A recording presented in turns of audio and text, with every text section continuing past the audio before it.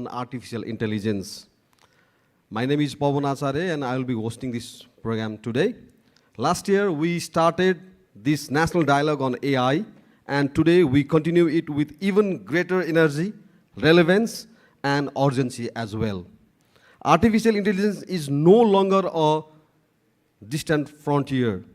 It is shaping how we work, how we learn, how we plan, and how we govern also. And it's a dream about our future. From tackling cancer to transforming agriculture, from strengthening financial services to amplifying the misinformation risk, AI is rewriting the rules of our society. This year, theme is AI and development, bridging gaps, building opportunities. Reflects both Nepal's challenges and aspiration as well. We gather at a moment when the government of Nepal had just banned the 26 social media platform despite of public pressure. And this decision even gives a sharper meaning to our discussion today, because how do we balance innovation and openness and regulation and rights in new AI-powered world? That should be the key focus on our today's discussion also.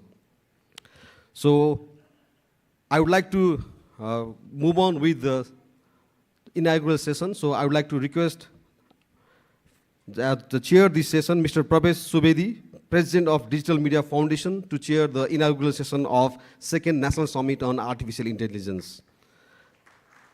Likewise, I would like to request our Chief Guest, Right Honorable Devraj Ghimire, Speaker of House of Representatives, Nepal, to take the seat as our chief guest of this program.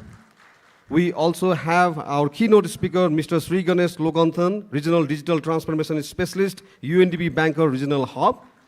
And I would also like to request all our panelists, moderators, and all the participants to take their respective seat. And as we are moving on, I would also like to request all who are present here to please raise for the national anthem of Nepal.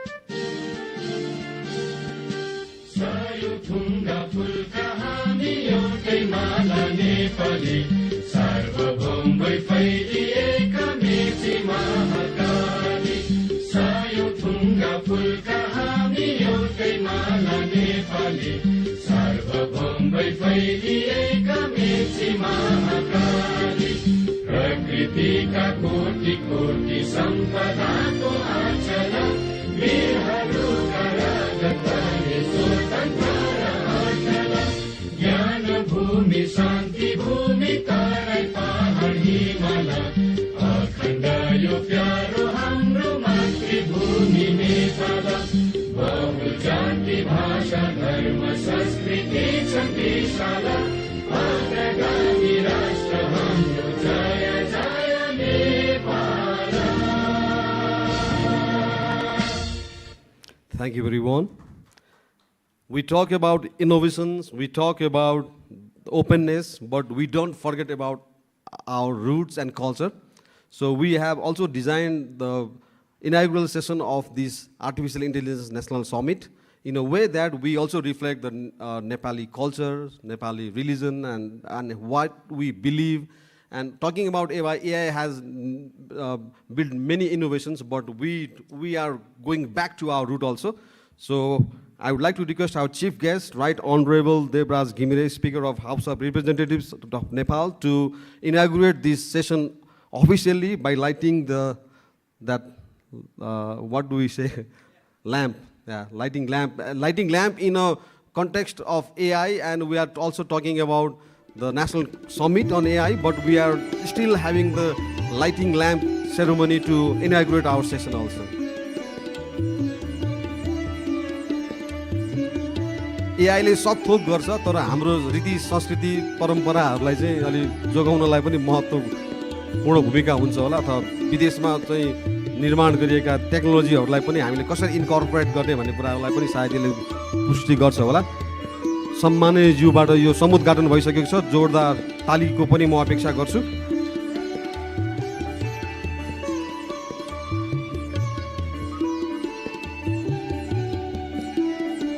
कार्यक्रम उद्घाटन भइसक्यो अब what we delve into today, or what are the focus areas that we are dealing in today's sitting, अब यो बारेमा तपाईहरुलाई जानकारी पनि गराउने हामी आशा गर्दैछौँ र तपाईलाई सम्पूर्ण महानुभावहरुलाई आयोजकका तर्फबाट स्वागत गर्दै हुनुका साथै यो हामीले किन आयोजना गर्यौं, यो दोस्रो सत्र अथवा दोस्रो वर्षमा आयोजना गर्नुपर्ने कारणहरु के हो भन्ने बारेमा र आज हामी के गर्छौं भन्ने बारेमा पनि तपाईहरुलाई साङ्गोपाङ्ग हुने गरी चाहिँ प्रस्तुति सहित आफ्नो स्वागत मन्तव्यको लागि म यहाँ आमन्त्रण गर्दछु आशिष त्रिपाठी ज्यू। उहाँ इन्टरनेट सोसाइटी नेपाल शाखाका अध्यक्ष हुनुहुन्छ र यो सम्मेलनको सह-आयोजक पनि हो।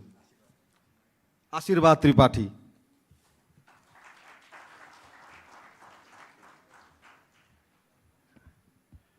यहाँहरु सबैलाई मेरो नमस्कार and warm welcome to you as well.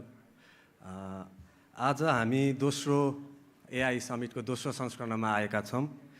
पहिलो संस्करणमा हामीले हार्नेसिङ पोटेन्शियल अफ AI को के छ पोटेन्शियल हार्नेस गर्ने डिस्कसनबाट एक वर्ष लामो त्यो डिस्कसनलाई कन्टिन्यू राखिने विभिन्न रूपमा कन्टिन्यू राखिकन आज चाहिँ हामी तपाईको development AI and it's development अब पोटेन्शियल हामीले लास्ट इयर बुझिहाल्यौं, अब कसरी विकास गर्ने र यसको ग्रोथ कसरी भइरहेछ AI को त्यसको बारेमा चाहिँ के ग्यापहरु छ र अपर्च्युनिटिज हामीलाई के छ यो बारेमा चाहिँ केही प्रकाश पार्न सकिएला कि भनेर यो कार्यक्रम आयोजना गरेको र अर्गनाइजिङ कमिटीको तर्फबाट digital media foundation internet society Nepal chapter र हाम्रा अरु पार्टनर्सहरुको तर्फबाट म यहाँ सबैलाई वेलकम गर्न चाहन्छु। Welcome to the second edition of AI Summit, respected guests and honorable participants.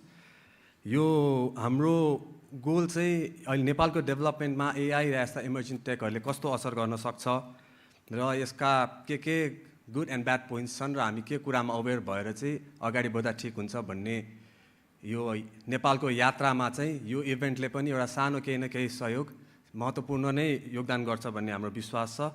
त्यही हिसाबले नै हाम्रो इनअगुरल सेसनमा चाहिँ माननीय सभामुखज्यू चिफ गेस्टको रूपमा हुनुहुन्छ भने UNDP को digital transformation specialist keynote speaker Sriganesh Lokanathan यहाँ हुनुहुन्छ। So as for our chief guest, we have Right Honorable Devraj Ghimire, and for keynote speech we have Sriganesh Lokanathan, the digital transformation specialist of UNDP here. So तपाईहरुलाई programme स्केड्युलमै लाग्दा चाहिँ हामी फर्स्टमा चाहिँ यो cross cutting इश्यूजहरुमै कुरा गर्छौं, banking, health sector, media र पोलिसी लेभलमा कस्तो असर छ यसमा डिस्कस गर्छौं।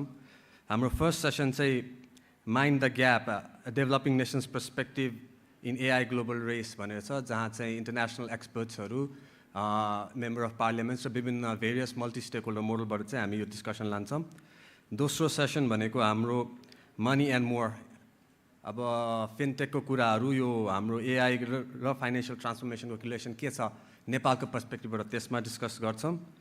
थर्ड भनेको ब्रेकिङ द ब्यारियर, नेपाल जस्तो माउन्टेनियस ल्यान्डर कन्ट्रीमा चाहिँ लो सर्भिस लो सेटअपमा पनि हेल्थ केयरमा AI को कस्तो असर हुन सक्छ भन्ने कुरामा हामी अनुरोध दिँदै यहाँ सबैको उपस्थितिको लागि thank you very much and back to you.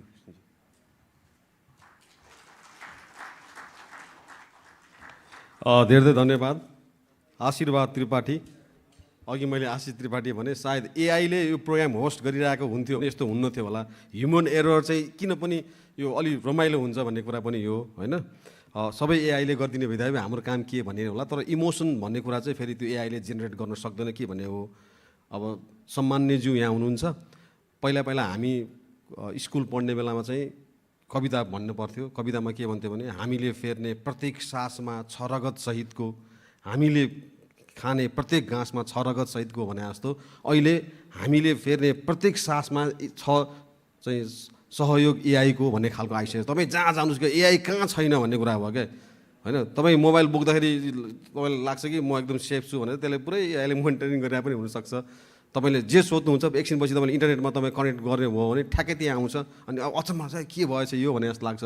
तर त्यो प्रविधिलाई पनि हामीले हाम्रो खेतसम्म हाम्रो इनोभेसन ल्याबमा मात्रै हैन हाम्रो घरमा र हाम्रो जीवनशैलीमा कसरी अपनाउन सकिन्छ भन्ने बारेमा नै हामीले यो डिस्कस होस् भनेर खासको कार्यक्रम आयोजना गरेका हौं। र आज luckily we have a very special keynote speaker अनि उहाँको एक्सपर्टिज पनि यस क्षेत्रमा छ. So without further ado, I would like to request our keynote speaker to come on stage and address us. So please welcome Mr. Sriganesh Lokanathan, whose expertise in digital transformation spans across Asia, and he is a digital transformation leader, AI and data policy leader also, bridging policy and practice across Asia Pacific, and he has with over 20 years of expertise and experience across the Asia Pacific. He supports governments, multilateral institutions, and partner in designing and embedding AI and digital strategies that are context-aware, inclusive, and grounded in public sector realities as well. So with a very good round of applause, please welcome Mr. Sriganesh Lokanathan as our keynote speaker.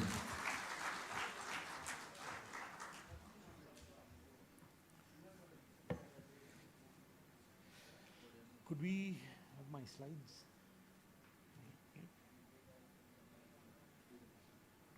Good morning, everyone. Honorable Devraj Ghimire, Speaker of the House of Representatives, Excellencies, distinguished guests, colleagues, friends.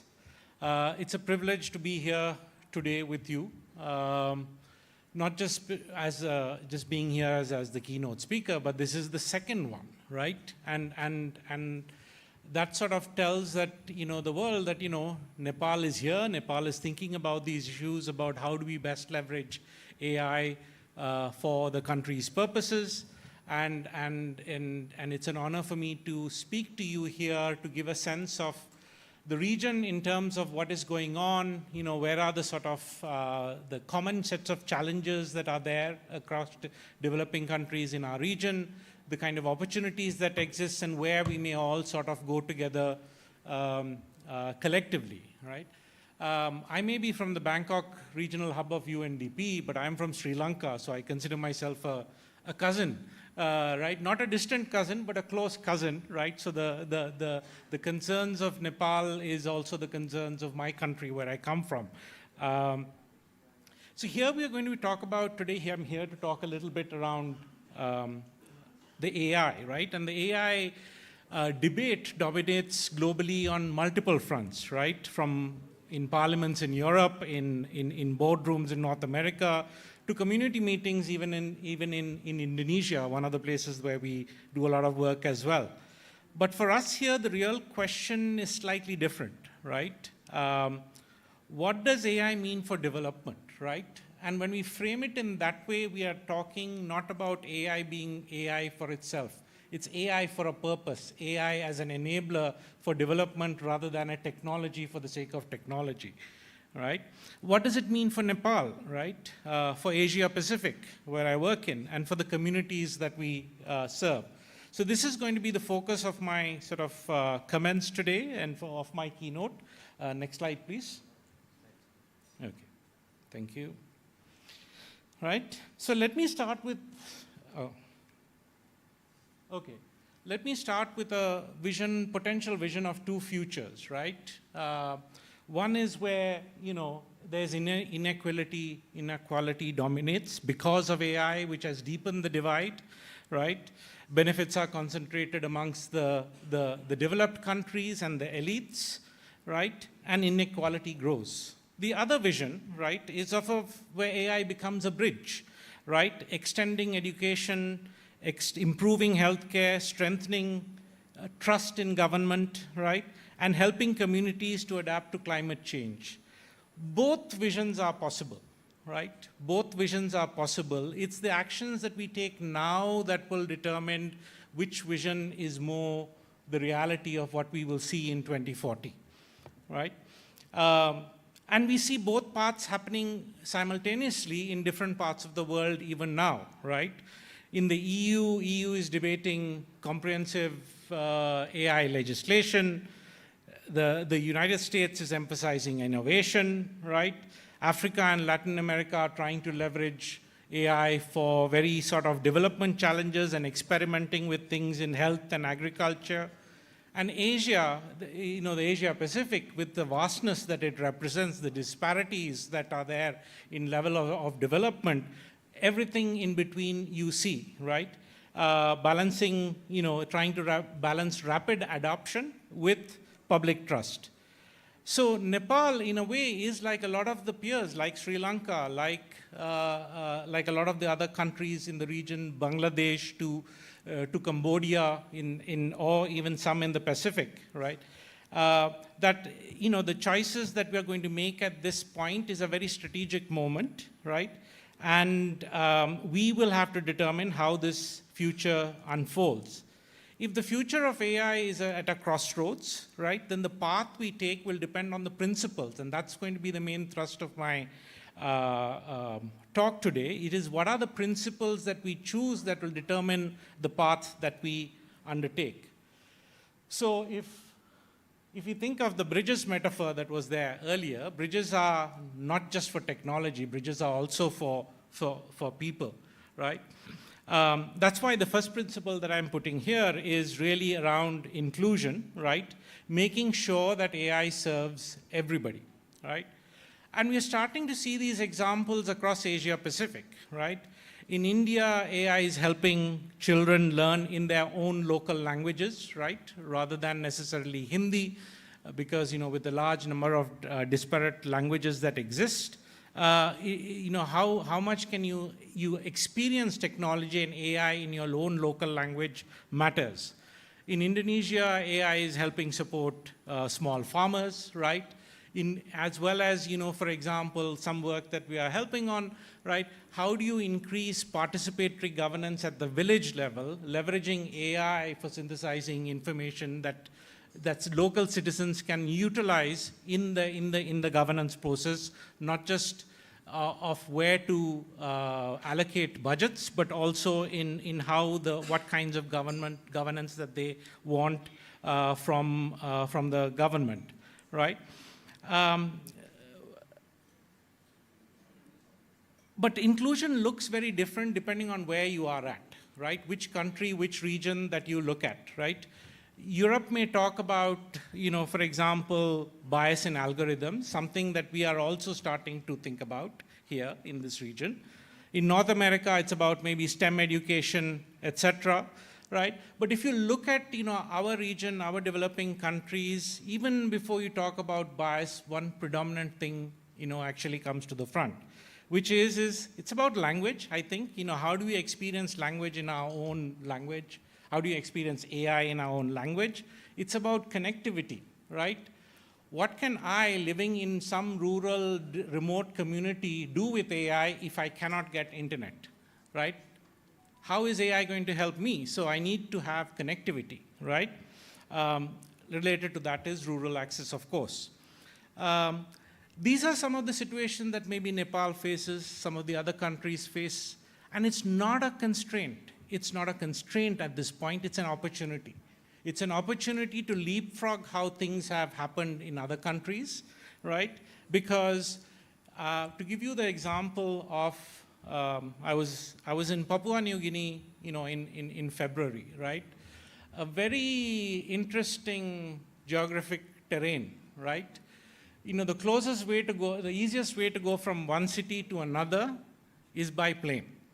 There's no bus, there's no transport linkages across the mountains, so you take planes, right? And the planes have almost becomes like the local transport service to get there, right? So when you have that kind of a disparate geographical scope, right? Now that you have Starlink, that's a game changer, right? You're starting to see, when there's a service that can give you accessibility at the remotest of region, that sort of starts to unbundle and open up avenues for all kinds of applications that can be built through that access, right? So how this is going to be taken forward in Nepal, for example, that an inclusion mindset, which I'll come back to at the end, has to be front and center. The second point that I want to sort of mention here, principle, is that local context and capacity matters. When we look at the region and the kinds of journeys that countries are charting, two things dictate how they chart that, right? In reality, rather than the idealistic vision. One is local context. What is the current local context in which development is occurring? and what's the current institutional capacity to be able to do that, right? You may have in high-capacity countries like European Union on comprehensive regulation, mid-capacity constraints context, there's a little bit of sandboxes like in India and Singapore, right, where you're starting to experiment and figure out for yourself what's the governance context that you need in that particular country, right? So it's not about cut and paste regulation, right, that we take the European model or the American model wholesale. We need to figure out what works in our country, in our local context. And in others where it's, it's at a very basic level, you're finding that, oftentimes the question starts with foundational systems, right, that are still being built, right, from digital IDs to data exchanges, right? And the most effective path has been for them, what is the problem that I'm trying to solve and incrementally increase it, right? So you see that in a number of different countries that, I would stack a lot of the developing countries in Asia and Pacific between the second and third group, which is, trying to mid-capacity context where you're trying to do experiment, and also others where you're trying to define what the problem is, where am I going to use, can I do this for agriculture when a large part of my population is dependent on agriculture? What can I do in terms of climate advisory, crop advisory, augmented with AI, right? That's problem first. But how do we get it right? And that's where the experimentation mindset becomes key. The third principle is really what is going to be needed is adaptive governance, right? We are all figuring out what AI is, how does it, how it's going to be. What is relevant today becomes irrelevant tomorrow, right? And the technology is jumping by leaps and bounds, right? How do we bring a measure of adaptive governance into how we tackle AI? When I use the word governance, I use it very broadly. This is not from the perspective of saying, how do I control AI, right? But how do things about related to delivery of public services, right? When you start to include AI into that as a tool to improve it. How does it actually work, right? And no country has the answer, actually, to this. For example, like, the EU may have the AI Act, but, can we actually realistically do something like that in our region? Maybe not, because we don't have the level of resources or the level of capacity that may be required, right? And a lot of the other countries, as I was mentioning, even Singapore, India, right? Rwanda in Africa, right? India very close to us, but Indonesia, Malaysia, all of these countries, and even Singapore, Sri Lanka, my own country, trying to figure out how do we actually utilize AI in a way, right? And that's where this experimental approach, which is saying we're not having strong governance because we don't know what exactly that means, but we're experimenting in a safe way, in a way that is, related to adoption, right? If I want to have, an application that is going to deliver healthcare, sort of healthcare advisory, how do I experiment with that in a safe manner and then figure out how does it scale, what are the kinds of governance implications that are required for that. So this iterative cycle of experimenting, learning, adapting is going to have to come into sort of the AI discourse, because if we think that if I come here and say, I know the answers, I do not, right? And anyone who says that they know the answers of how to solve this particular dilemma, not going to be the truth, right? The larger point I'm making here is that there's no one-size-fits-all way of doing it, right? Which affords the opportunity for Nepal to choose its own path in how it does this, right? What is actually relevant for Nepal, by Nepal, right? In a manner that fits the aspirations of the Nepalese people. So that's where sort of the adaptive governance model starts to come in, whether you're experimenting in areas like health or education, right? But there will always be shared risk in relation to AI adoption, right? Whether there are pilots that often don't deliver, right? You see many of those in some of the other countries, misaligned priorities, chasing flashing tech. That's why, what's the problem that we're trying to leverage AI for, right? Is it to solve education? Is it to solve healthcare issues? Is it to solve, issues related in agriculture? And the trust deficit. If citizens lose confidence, if AI is opaque or biased, right? So how do we do this together? Because ultimately, this is not a solo act. This is not an act that will be done by government or by civil society or by private sector or by UN agencies. This is an ecosystem, right? And we have to come together to actually to figure this out. I talked about the copy-paste regulation aspect. There's some that has gotten cut off. The capacity gaps are key, right? Because we see in a couple of these countries where, rushing to get into AI, but the capacity to be able to absorb, utilize it, right? This is not about being an AI expert.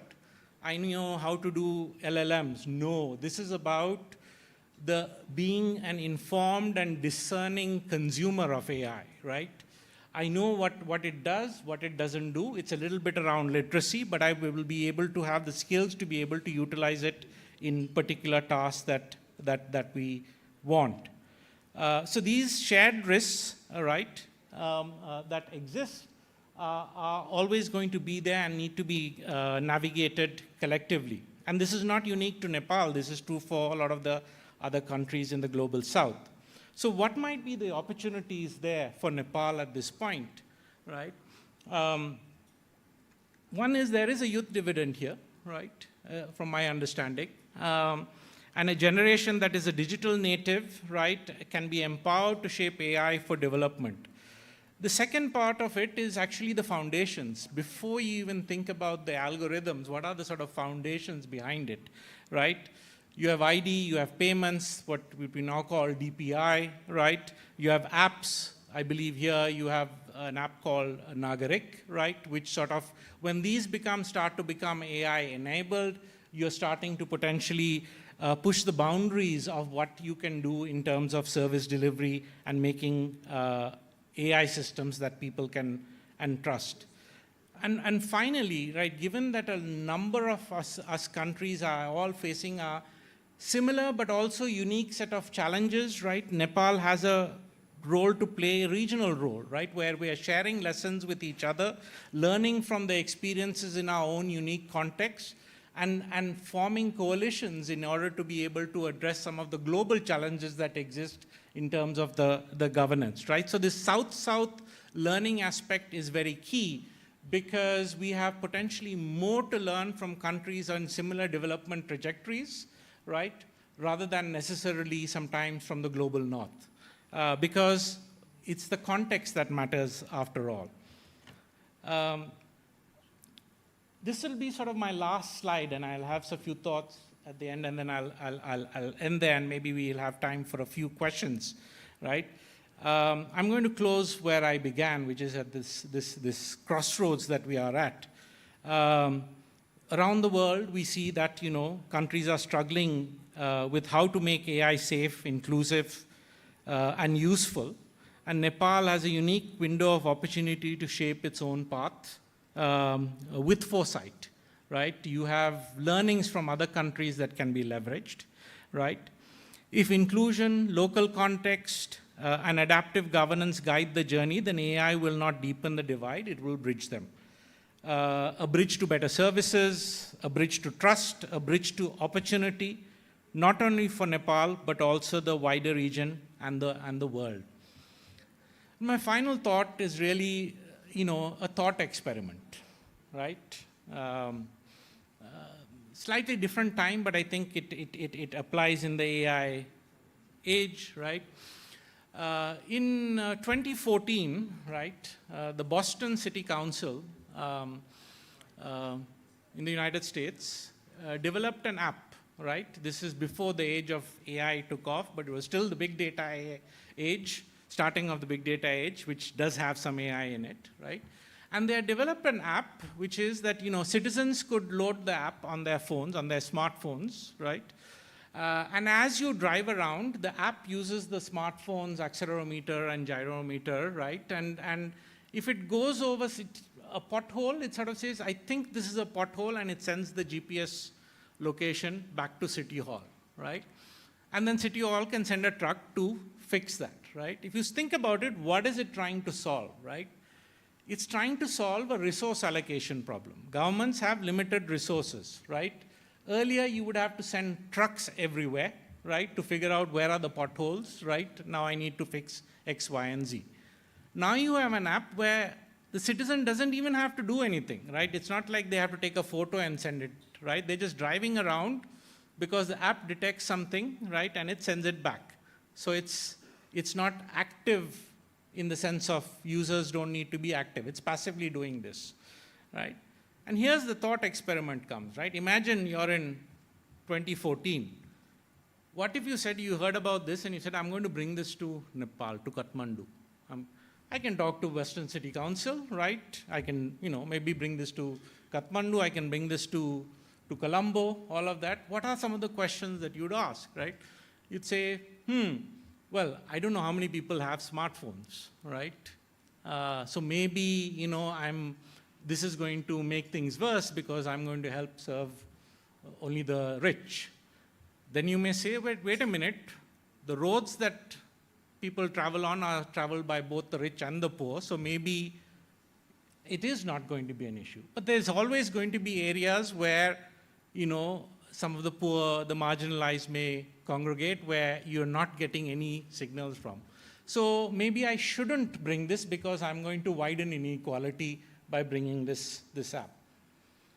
But then you can start to think again, well, I have Google Maps. What if I deploy this app, right, and wait like 3 weeks, 1 month, 2 months?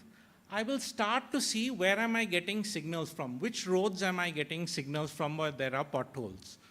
But I will also see where I'm getting no signals, right? Those areas where there are no signals coming from because no one's being detected. So that is where I'll send my trucks. Now, if you think of that, right, that's a neat solution because you realize that the technology can't maybe serve the poor. You're using it for areas which are served by the rich, but you're still saving resources that you can now deploy to the areas where the poor are. So you're still improving resource allocation while being inclusive, and the technology may not necessarily solve the issues of the marginalized, but you have now more resources to target towards the issues of where the poor live. If we can think of those kind of solutions in the AI world, I think we are on the right track. Thank you very much. If there are sort of any questions, I'm happy to take. I don't know how we are for time.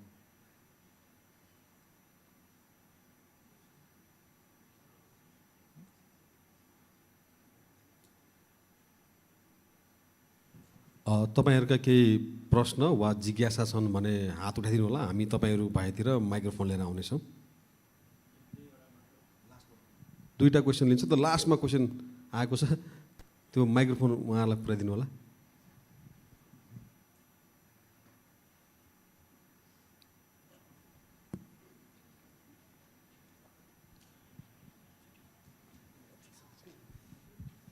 Thank you so much for the enlightening keynote. Like it's really interesting topic, and we are in Nepal at the moment.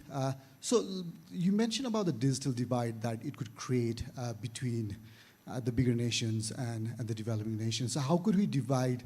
How could we, actually, lessen that divide between so that nations like Nepal and you mentioned about Indonesia, how it's using, and other countries could actually, how could countries like Nepal be a hub for AI?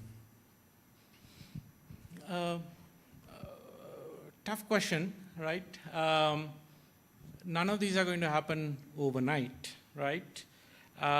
What are the right comparators, right? In terms of, I think that's the first question, right? What is sort of realistically aspirational, right? If there are sort of infrastructure gaps, those need to be filled somehow, right? Smaller countries sometimes have a little bit of a disadvantage in the global discourses, right? So how do you actually band together economies of scale by, South-South linkages to be able to engage in the global discourses with power, right? Those are some of the things that, the power equation in terms of that, right? So I think that's why, one of the things when I said about the divide, right, the things like access, connectivity, hard infrastructure, these are, challenges that need to be surmounted so that you can actually, people in the rural areas can start to sort of be there, right? Be able to access it. But if in terms of where in the AI development that you want to be, right? Again, there's an infrastructure bottleneck for now, right? Which may be surpassed by newer forms of technology, right? But that is there. It can't be bridged very quickly, right? So where do you prioritize? Are you going to what extent do you prioritize, building your own LLM, right? Or in what way that you build the own LLM?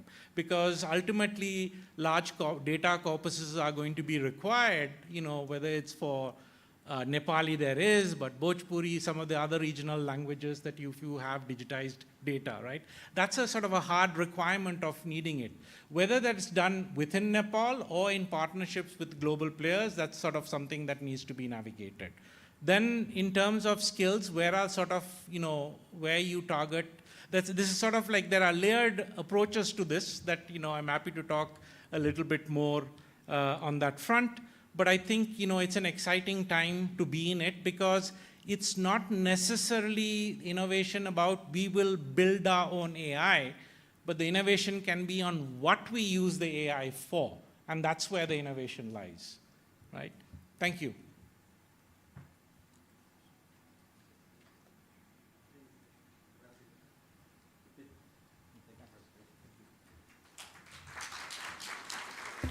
Thank you, Mr.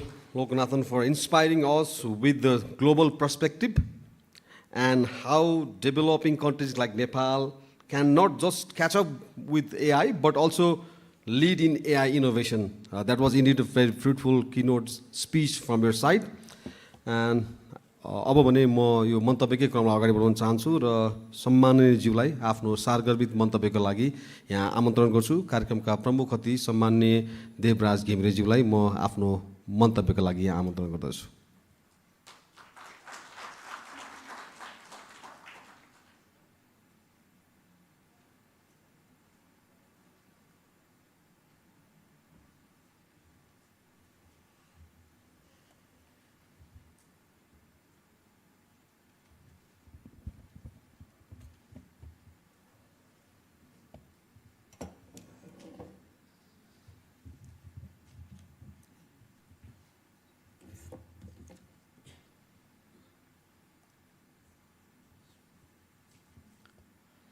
Yes कार्यक्रमका सभाध्यक्ष Nepal digital फाउन्डेसनका अध्यक्षज्यू, यहाँ उपस्थित हुनुभएका विज्ञ तथा panellist साथीहरू र सम्पूर्ण उपस्थित मित्रहरू र खास गरी पत्रकार मित्रहरू, दोस्रो राष्ट्रिय आर्टिफिसियल इन्टेलिजेन्स एआई सम्मेलनको प्रमुख अतिथिको रूपमा निमन्त्रणा गर्नुभएकोमा डिजिटल फाउन्डेसन परिवारप्रति हार्दिक आभार व्यक्त गर्न चाहन्छु। संस्थाले आफ्नो दोस्रो संस्करणको रूपमा एआई सम्मेलनलाई निरन्तरता दिएकोमा म बधाई ज्ञापन गर्न चाहन्छु। विश्वभर लोकप्रिय हुँदै गएको कृत्रिम बौद्धिकता अर्थात् एआई को विकास, प्रयोग र नियमन गर्ने नेपालमा आवश्यक नीतिगत तथा कानुनी व्यवस्थाको लागि प्रयत्नहरू भइरहेको बेला आयोजना गरिएको यस सम्मेलनको नीति निर्माणमा उल्लेखनीय सहयोग पुग्ने मैले अपेक्षा लिएको छु। प्राविधिक र व्यावहारिक रूपले जटिल यस्ता विषयमा कानुन निर्माणमा संसद वा सरकार मात्रैको क्षमता अधुरो हुन सक्दछ। यसमा विषयगत विज्ञहरू, सरकारवालाहरूको पहलकदमी र सक्रिय सहभागिता जरुरी हुन्छ। आजको सम्मेलनमा हुने यस्ता छलफलले अन्ततः यही प्रक्रियामा योगदान पुग्ने विश्वास लिएको छु। गत साउन अन्तिम साता मात्रै नेपाल सरकारले राष्ट्रिय आर्टिफिसियल इन्टेलिजेन्स एआई नीति स्वीकृत गरेको स्मरण गर्दै त्यो नै एआई को विकास र प्रयोगको लागि नैतिक दिशानिर्देशनको रूपमा हामीसँग रहेको कुरा स्मरण गर्न चाहन्छु। नेपालले डिजिटल नेपाल फ्रेमवर्क ल्याएर डिजिटल प्रविधिको विकासमा आधार तयार गरेको छ। एआई नीति 2082 स्वीकृत भएको सन्दर्भमा डिजिटल नेपाल फ्रेमवर्कलाई थप विस्तार र समय सापेक्ष परिवर्तनको काम भइरहेको म जानकार नै छु। पछिल्ला 2 दशकमा इन्टरनेटले धेरै मुलुकमा गरिबी घटाउने र विकासको फड्को मार्ने अवसर दिएको छ। हाम्रा छिमेकी राष्ट्रहरूले यसबाट पर्याप्त लाभ लिँदा पनि हामीले भने अझै पछाडि परेको महसुस गर्ने विश्लेषण तपाईहरूबाट मैले पटक पटक सुनेको छु। विगतमा राजनीतिक सङ्क्रमणले गर्दा केही पछाडि पारे पनि अब हामीसँग तुलनात्मक रूपमा स्थिर राजनीति र विकासको गति समात्न मैदान तयार छ। पहिला इन्टरनेटले जस्तो अहिले फेरि आर्टिफिसियल इन्टेलिजेन्सले एउटा ऐतिहासिक अवसर दिएको छ। समृद्ध नेपालको सपना पुरा गर्न यो यही अवसर हुन सकोस् र सक्ने कुरामा हाम्रो प्रयत्नले हामीलाई विश्वास गर्ने आधार दिएको छ।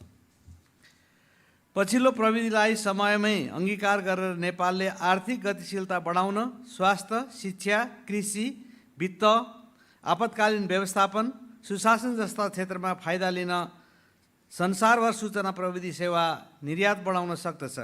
पछिल्ला 2-3 वर्षमा एआई सहित सूचना प्रविधि सेवा निर्यातमा नेपालले उल्लेख्य विदेशी मुद्रा आर्जन गर्न सफल भएको छ। नेपाली युवाले नेपालमै बसेर संसारभर आफ्नो बजार खोज्न सक्ने यो अवसर आर्थिक हिसाबले मात्र होइन, सामाजिक र राजनीतिक हिसाबले पनि महत्त्वपूर्ण हुन्छ। एआई जस्तै अन्य प्रविधिहरूलाई पनि समायोजन र नियमन गर्ने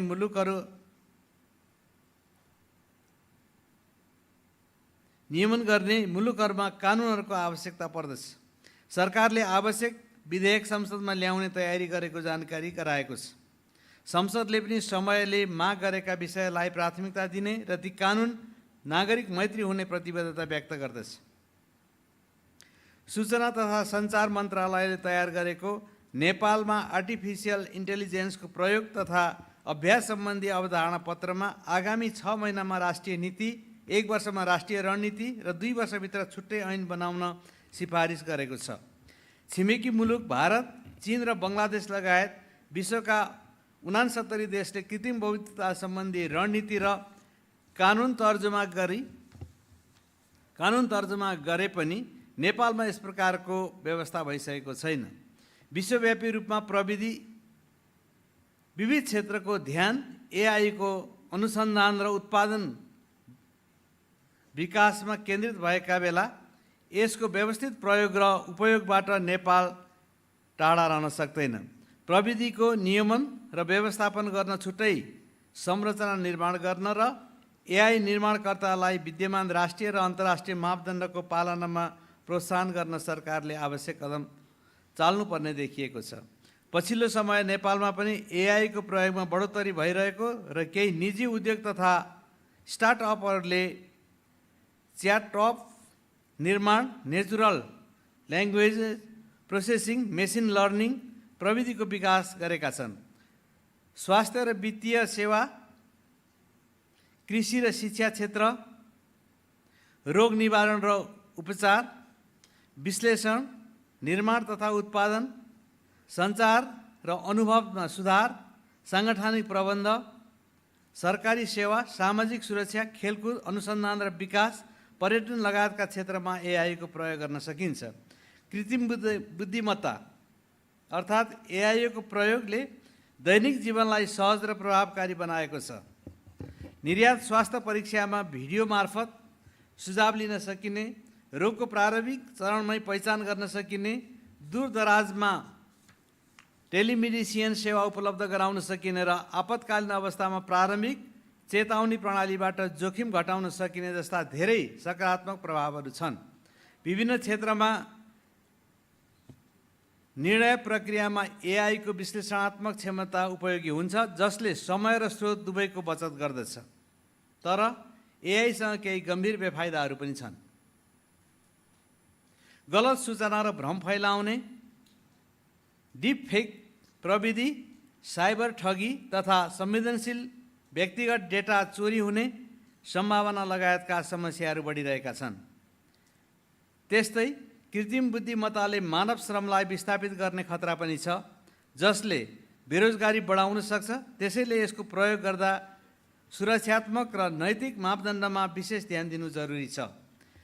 संसदीय प्रक्रिया र सङ्घीय संसद सचिवालयमा एआई को उपयोगले कार्य सम्पादनलाई सहज र पारदर्शी बनाउन सकिने बारे हामीले अध्ययन गरिरहेका छौँ। संसद तथा समितिमा हुने भाषणलाई स्वचालित रूपमा स्पिच टु टेक्स्टका रूपमा रूपान्तरण गर्ने, अटोमेसन मार्फत समयमै काम सम्पन्न गर्ने र विधेयकसँग सम्बन्धित डेटा छिटो खोज्ने तथा विश्लेषण गर्ने काममा एआई निकै उपयोगी हुन सक्दछ। यसले सांसदहरूलाई नीति निर्माणमा समयमै तथ्याङ्क र सुझाव उपलब्ध गराउन मद्दत गर्छ। नेपालको सन्दर्भमा पनि एआईले संसदीय सूचना प्रणालीलाई सुदृढ पार्न सक्नेमा दुई मत छैन। जनताको गुनासो व्यवस्थापन, विधेयकको प्रारम्भिक मूल्याङ्कन, नीतिगत विश्लेषणको प्रभाव विश्लेषण जस्ता कार्यलाई एआईबाट सरल बनाउन सकिन्छ, तर गलत सूचना, ह्याकिङ र डाटा सुरक्षाको चुनौतीलाई ध्यानमा राख्दै प्रयोग गर्नु आवश्यक छ। आजको यो कार्यक्रमको अन्तिम सेसनमा संसदमा एआई जस्ता प्रविधिको प्रयोगबारे हुने छलफलले महत्त्वपूर्ण सुझाव दिने मैले अपेक्षा लिएको छु। यस महत्त्वपूर्ण सम्मेलनको आयोजना गरेकोमा म डिजिटल मिडिया फाउन्डेसनलाई हार्दिक धन्यवाद दिन चाहन्छु र यस प्रकारका सम्मेलनहरूले विज्ञ, नीति निर्माताहरू, उद्यमी र सञ्चारकर्मीहरू बीच विचार आदान प्रदान र सहकार्यको वातावरण बनाउनेछन्। मिडियाले एआईको महत्त्वबारे जनचेतना फैलाउन र यसबारे मिथक हटाउन ठुलो भूमिका खेल्न सक्ने तर्फ ध्यान आकर्षण गराउँदै यसको प्रचुर मात्रामा उपयोग गर्ने वातावरण सिर्जना गर्न सफल हुन सकोस्, यसको लागि हार्दिक शुभकामना सहित मेरो आफ्नो भनाइ अन्त्य गर्दछु। धन्यवाद।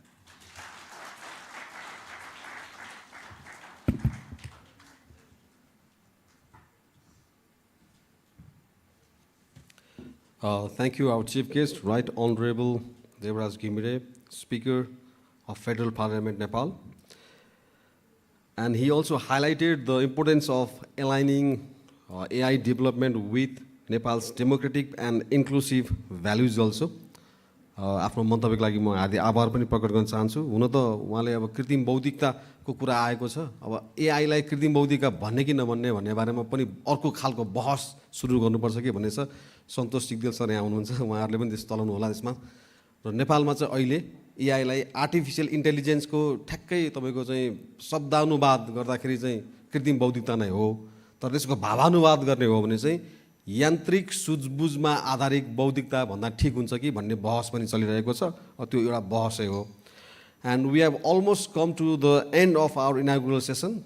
Before we wrap up, now I would like to request our chair, Prabesh Subedi, to come on stage and deliver a speech for all of you, and with word of thanks for the inaugural session of this second AI National Summit.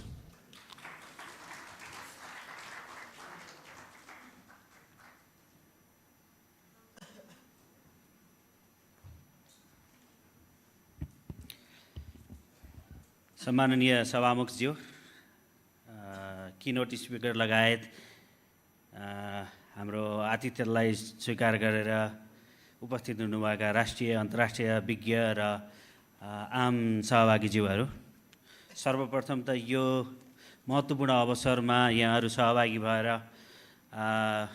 हाम्रो प्रयासलाई हौसला बढाइदिनु भएको छ। यसको लागि यहाँलाई धेरै धेरै धन्यवाद भन्न चाहन्छु। र म आज जुन भूमिकामा छु, धेरै लामो भाषण बहस गर्ने भूमिकामा छैन र भाषण बहसको लागि थलो निर्माण गर्ने, त्यसको लागि सहजीकरण गर्ने भूमिकामा भएकोले म धेरै बोल्न त चाहन्न। तर जुन सामान्यबाट जटिल अवस्थातिर बढ्दै गएको नेपालको डिजिटल ल्यान्डस्केपमा सानो एउटा विचार चाहिँ म के राख्न चाहन्छु भने, एउटा सिभिल सोसाइटी अर्गनाइजेसन, एउटा मिडिया अर्गनाइजेसनको रिप्रेजेन्ट गर्ने अर्गनाइजेसनको लिडर भएको नाताले मैले केही सानो विषय चाहिँ यहाँ उठाउनै पर्ने मानेर त्यसमा चाहिँ जमर्को गरेको छु। खास गरी यहाँहरू अहिले सबै यो सम्मेलनमा सहभागिता त हुनुहुन्छ, तर सबैको मनमा भरे भोलि फेसबुक खुल्ला कि नखुल्ला, ट्विटर चलाउन टिकटक चलाउन पाइएला कि नपाइएला, हामी कोही सरकारले गरेको कदम ठिकै हो कि भन्ने पक्षका हौँला, कोही सरकारले गलत गरो भन्ने पक्षका हौँला, तर अब के हुन्छ भन्ने कुरामा हामी कसै पनि प्रष्ट छैनौँ, दुविधामा छौँ, अन्यलमा छौँ। हामी मात्र होइन, सरकार अन्यलमा देखिन्छ। जोसँग सरकारले तिमीहरू सूचीकरणलाई आएनौ, हामीले बन्द गरिदियौँ भने ती कम्पनीहरू अन्यलमा देखिन्छ भनेपछि जताततै अन्यलको यो अन्धकार जस्तो वातावरण एकाएक कसरी बन्यो होला हजुर? यस्तो वातावरण आइपुग्नसम्म यसमा को जिम्मेवार छन् होला? तपाईँ हामी सबै जिम्मेवार छौँ कि भन्ने कुरामा म इङ्गित गर्न चाहन्छु। र यो जटिल अवस्थाले हामीलाई के कुरामा सङ्केत गरिरहेछ भने नेपालको डिजिटल ट्रान्सफर्मेसनको जर्नी सन् 1995 देखि यता हेर्ने हो भने अघिल्ला वर्षहरू खास गरी 2000 को आसपास अत्यन्तै उत्साहजनक थिए। हामी क्षेत्रीय र कतिपय संसारभरका अरू देशको तुलनामा हामी निकै अगाडि थियौँ। यो प्रसङ्ग मैले अघिल्लो वर्षको सम्मेलनमा पनि जोडेको थिएँ।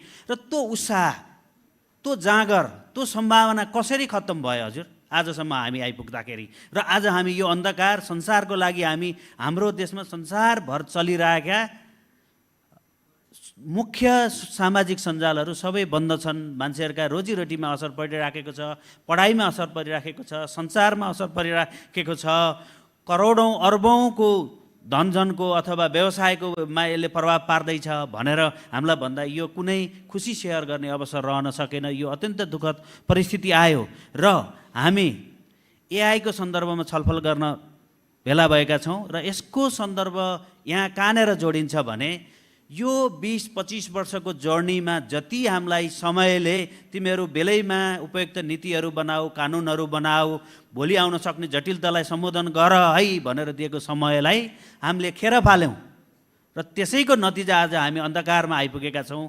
र एआईको सन्दर्भमा पनि यदि हामीले बेलैमा सैद्धान्तिक बहसहरू, प्राविधिक बहसहरू, त्यसमा नेपालले के फाइदा लिन्छ, संसारले के फाइदा लिन्छ, हाम्रो पोजिसन के हो, हाम्रो डिजिटल डिप्लोमेसी के हो, हाम्रो डिजिटल स्ट्राटेजिजहरू के हुन्, एआई स्ट्राटेजिजहरू के हुन् भन्ने कुरामा छर्लङ्ग भएर हाम्रो लिडरसिपले, तपाईँ हामी स्टेक होल्डरले चाहिँ एउटा सामूहिक सहकार्यमा अगाडि बढेनौँ भने हामी निकै जटिल दिनहरूको भोग्नको लागि तयार हुनुपर्छ भन्ने यो मेरो व्यक्तिगत र मैले प्रतिनिधित्व गर्ने संस्थाको धारणा हो। भन्दै म फेरि पनि म धेरै बोल्ने जिम्मेवारीमा छैन, यहाँहरूका कुरा सुन्ने जिम्मेवारी अथवा यहाँहरूको कुरा सुन्नलाई चाहिँ प्लेटफर्म तयार गर्ने जिम्मेवारीमा भएकोले यहाँहरू सबैलाई फेरि पनि धन्यवाद दिन चाहन्छु। र आजका सबै सेसनहरू अत्यन्तै महत्त्वपूर्ण छन्, कुनै बढी र कुनै कम महत्त्वका छैनन्, अत्यन्तै महत्त्वका छन्। बेलुकासम्म बसेर आफ्ना अनुभवहरू सेयर गरेर विज्ञहरूका ज्ञान र अनुभवहरू लिएर यसबाट बढीभन्दा बढी फाइदा लिएर जानुहुनेछ भन्ने विश्वासका साथ यहाँहरूलाई फेरि पनि स्वागत गर्दछु र धन्यवाद भन्दै आजको यो उद्घाटन सत्र पनि यहीँ समाप्त भएको घोषणा गर्दछु। धन्यवाद। Thank you, Chair of this session, Mr. Prabesh Subedi, President of Digital Media Foundation. I would like to request you to remain on the stage for a few more minutes, sir. Prabesh, sir, please be on the stage for a few more minutes, because we will be handing over the token of love to our dignitaries. So, to moving on with, I would like to request our keynote speaker, Sriganesh Lokanathan, to come on stage and please receive the token of love from our chair.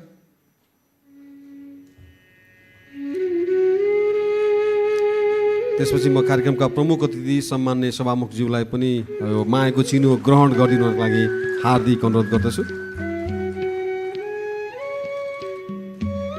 And I would also like to request you to be on the stage. After the token of love, we will be having a photo sessions also.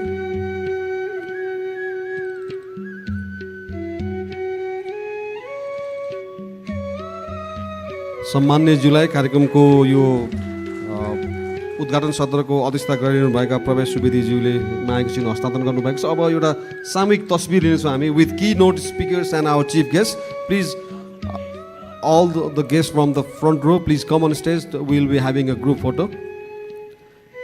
And you might share this photo through your Facebook, because Nepal government has already banned the Facebook in Nepal, but people are using VPN, and they are also having their access to the Facebook also.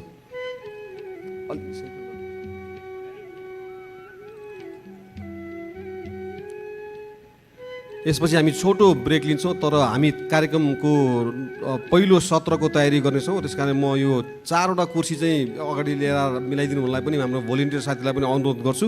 त्यसपछि हामी पहिलो सत्रतर्फ अगाडि बढ्नेछौँ। त्यतिन्जेल तपाईँले चाहिँ छोटो break पनि लिन सक्नुहुनेछ, तर धेरै लामो ब्रेक चाहिँ नगरिदिनु होला।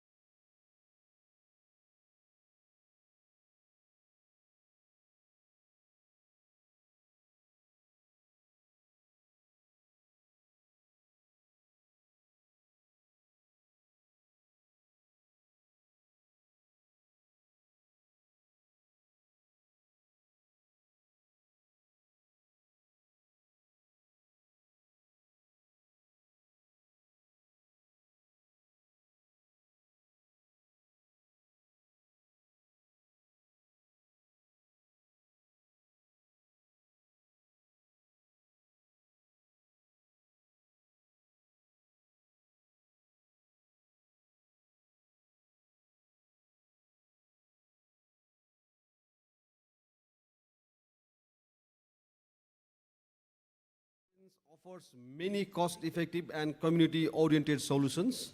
There is a growing concern that big tech companies and powerful economies will continue to dominate, that further widens digital divides. As our keynote speaker also has highlighted, how digital divide would be in a very growing speed with the AI interference.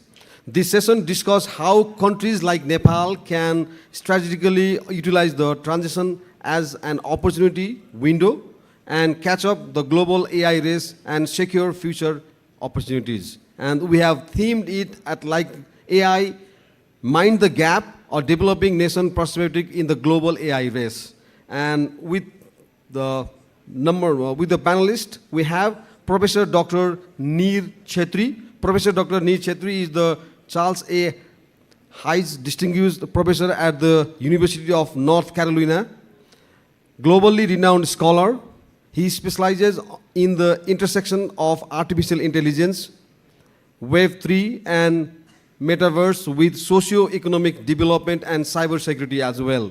His research focuses on the opportunities and challenges for developing countries. A two-time TEDx speaker, his work has been featured in the BBC, The Economist, The Wall Street Journal, Al Jazeera, and Foreign Policy also. Please welcome, with a round of applause, Professor Dr. Neer Chhetri. Our other panelists are Ms. Ninaz Ichaporia. Did I correctly pronounce your name? Yeah. Ms. Nina is the EdTech lead at British Council, where she applies education technology to strengthen English language teaching and learning across education systems. Her research spans digital education, teacher development, and the role of AI in English language teaching, that is known as ELT. She co-authored a widely cited report on AI in ELT and holds an MSc in digital education.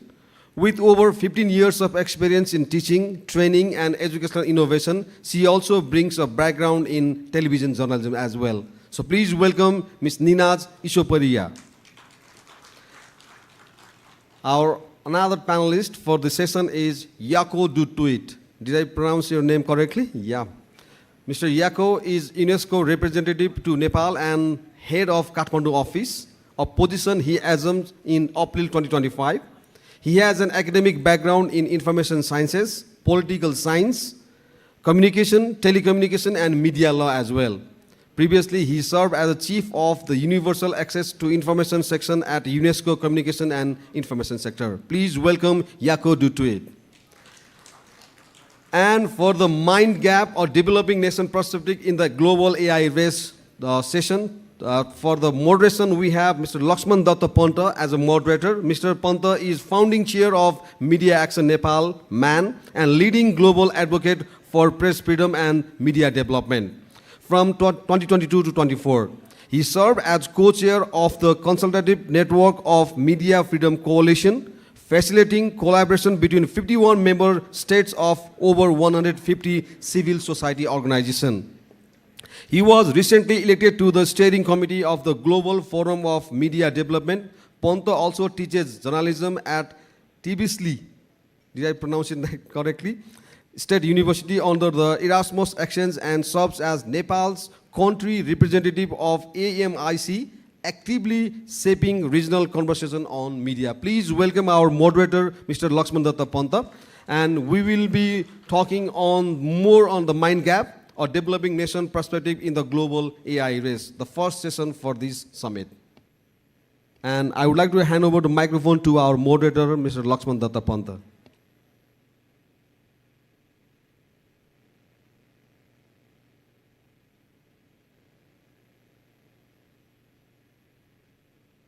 Good morning. Thank you, Pawanji. You made my work very easy by introducing our distinguished panels. Happy to see you all. This is the second edition of AI conference here in Nepal. Very grateful to our colleague Prabesh and his team for bringing so many diverse stakeholders in this room. I'm touched by three things this morning, beginning from the keynote speech, where our keynote speaker touched on several issues, but two important things is the digital citizenship. digital native. And also the consumers' awareness on receiving the digital content through whatsoever form. The current one is definitely AI, the artificial intelligence.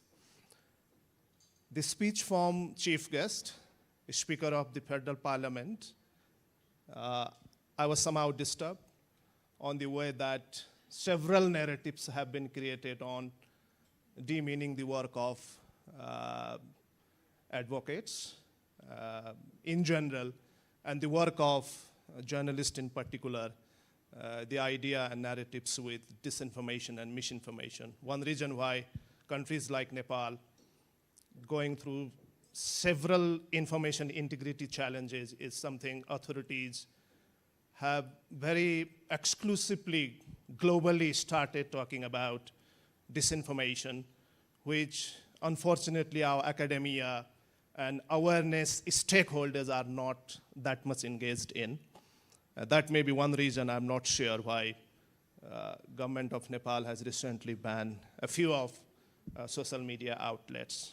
One question remained unanswered from Rajneesh ji about digital divide, but I believe this panel would try to respond some of these questions, for which we have brilliant group of panelists.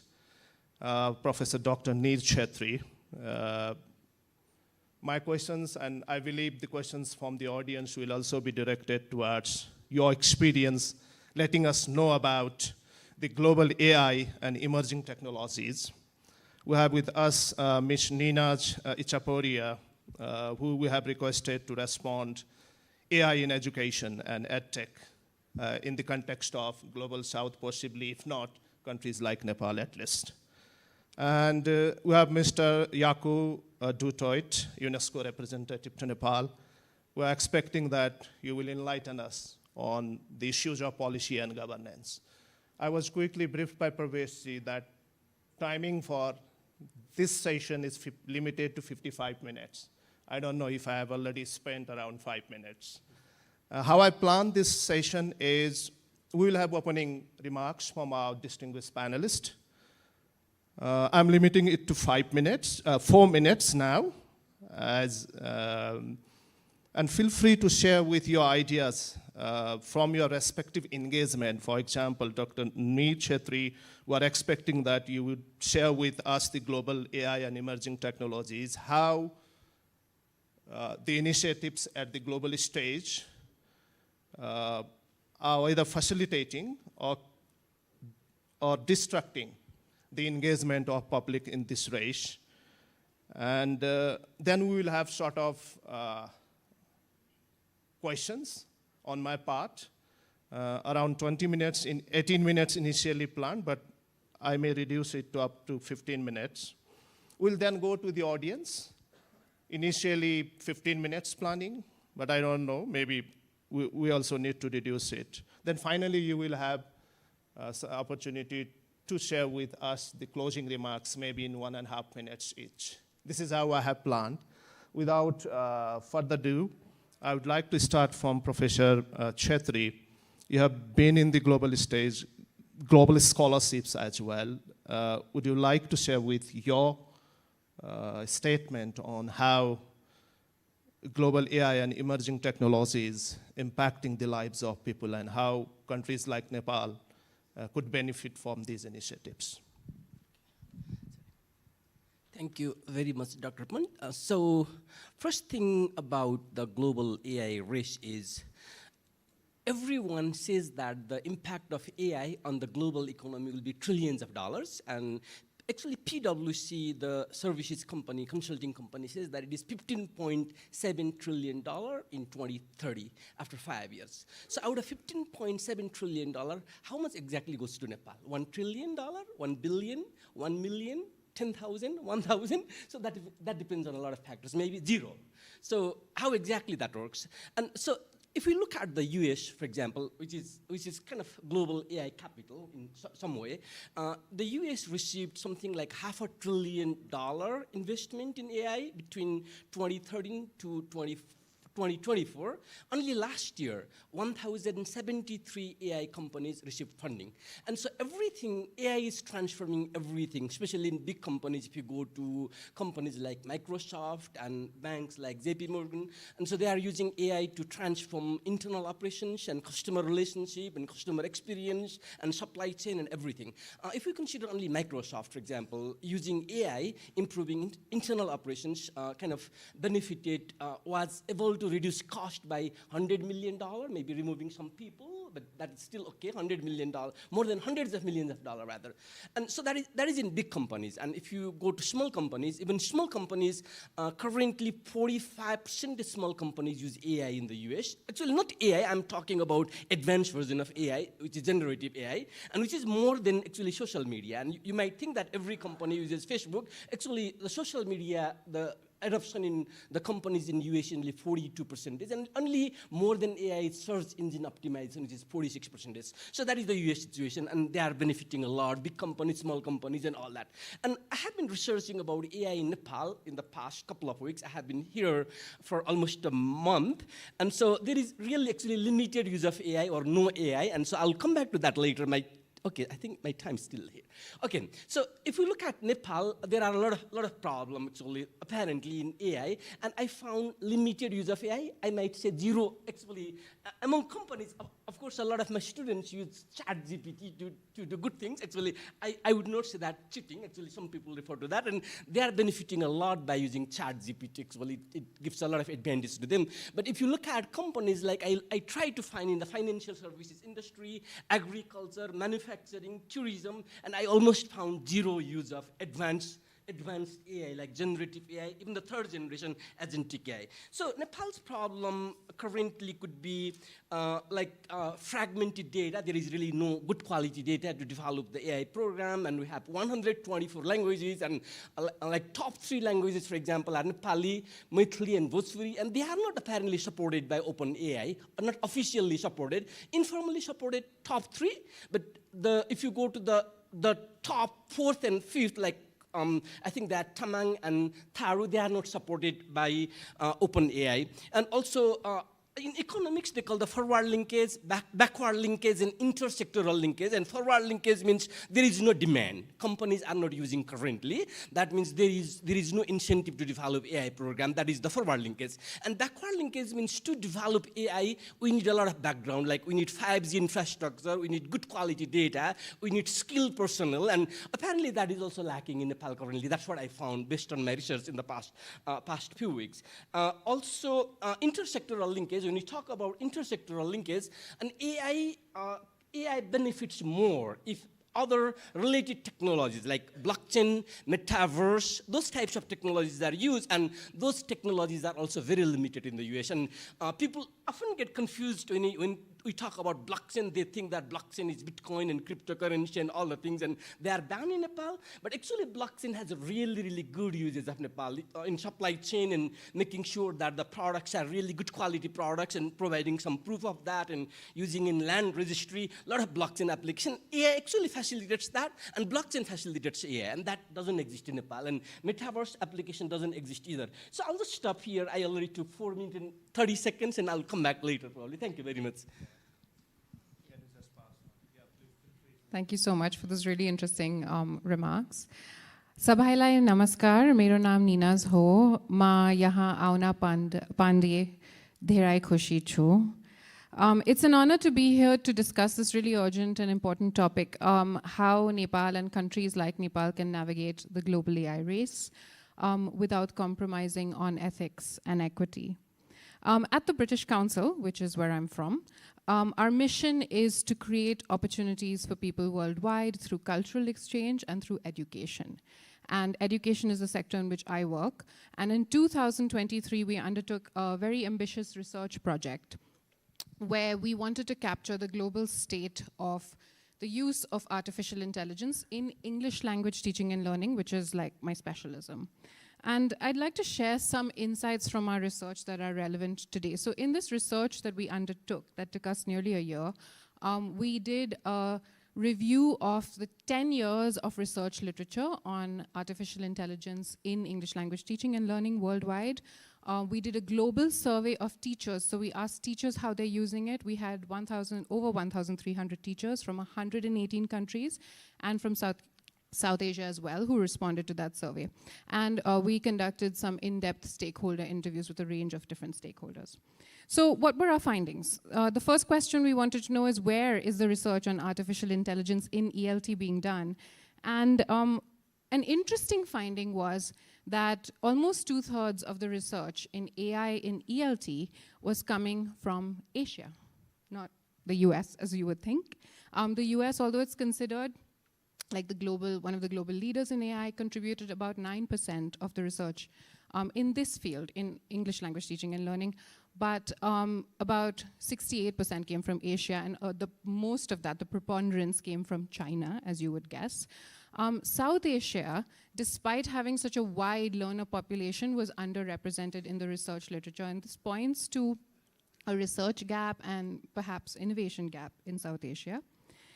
The next question is, how was AI being used in education, and ELT in particular? And it was being used to support a wide range of skills. So in English language teaching and learning, students were able to demonstrate improvement in speaking, writing, listening, reading. Interestingly, we also found that AI was being used for self-regulation and pedagogy. So an example is, we found that using conversational AI and automatic speech recognition tools actually helped reduce learner anxiety when performing a task like speaking in public, which is an interesting finding with applications perhaps elsewhere.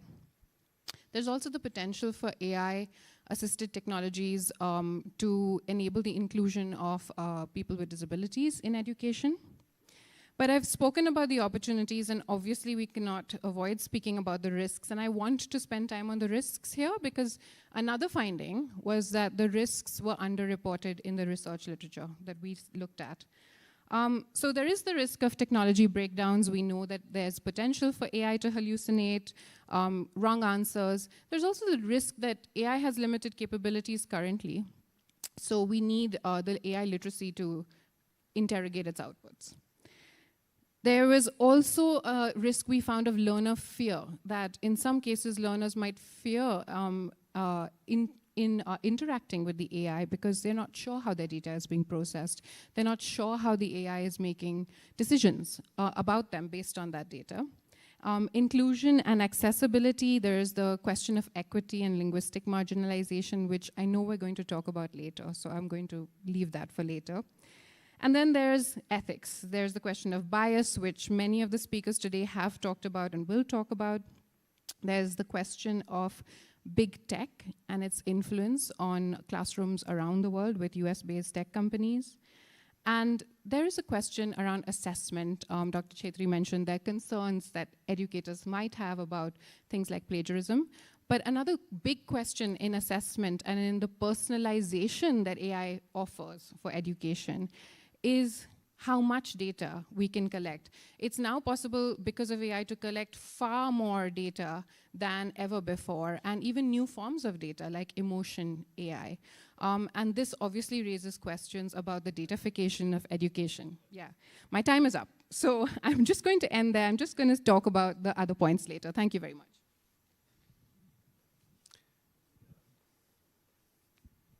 Thank you very much for this opportunity. I think the keynote speaker made things quite easy for me to also highlight the importance of AI in the development agenda. Of course, it can play a big role in terms of advancing the Sustainable Development Goals. The United Nations has a digital transformation working group.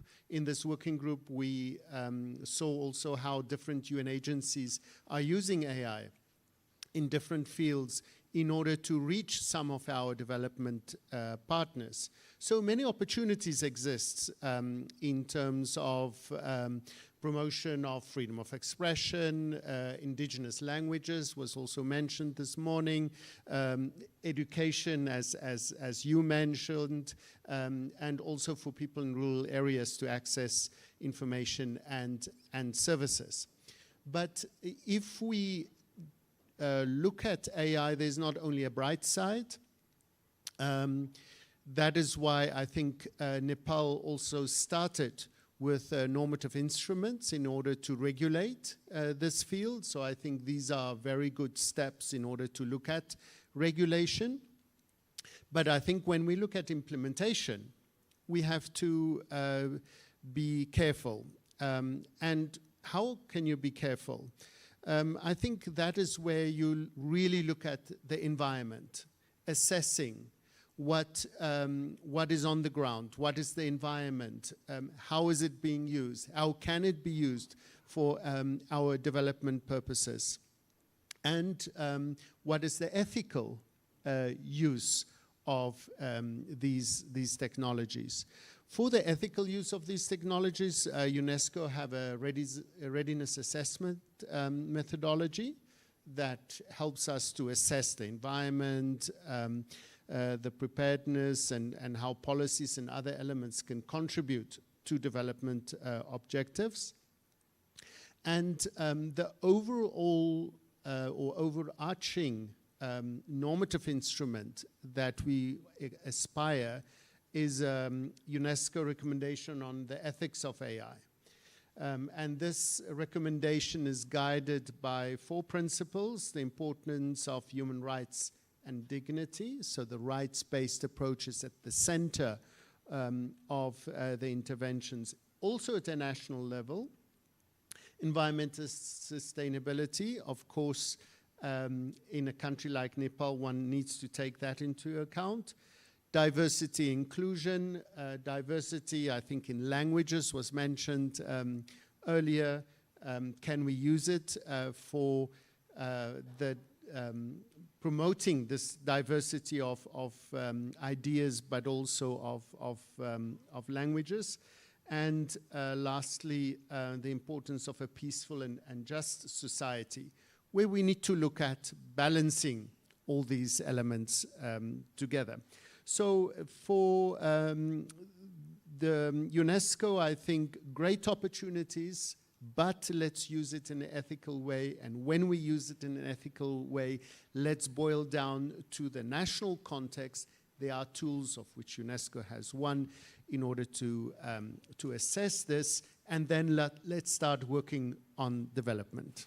Thank you, Eko. Thank you for your opening remarks. I heard, and you have almost responded one of my planned questions, each one for you. So I'm just jumping into the next one, beginning from Professor Chetri, and if you can just pass that microphone to him. How do you see the limited digital infrastructures given in the context of countries like Nepal, and available resources as well? What sort of practical entry points should countries like Nepal prioritize to benefit from AI, both in governance, that you already talked about, the business and social services, particularly on the digital, public infrastructure issues? Sure. Thank you very much. And I did not get a lot of time to complete the things I was talking before. So actually, currently, there is very limited use, almost zero, but there is a lot of opportunity, and there are a lot of good things going on, and degree in AI and all that thing. So basically, for that, actually, everyone says that Nepal doesn't really have a lot of infrastructure, and that is not really needed. There are many, many routes for development. One possibility would be there are a lot of these open source.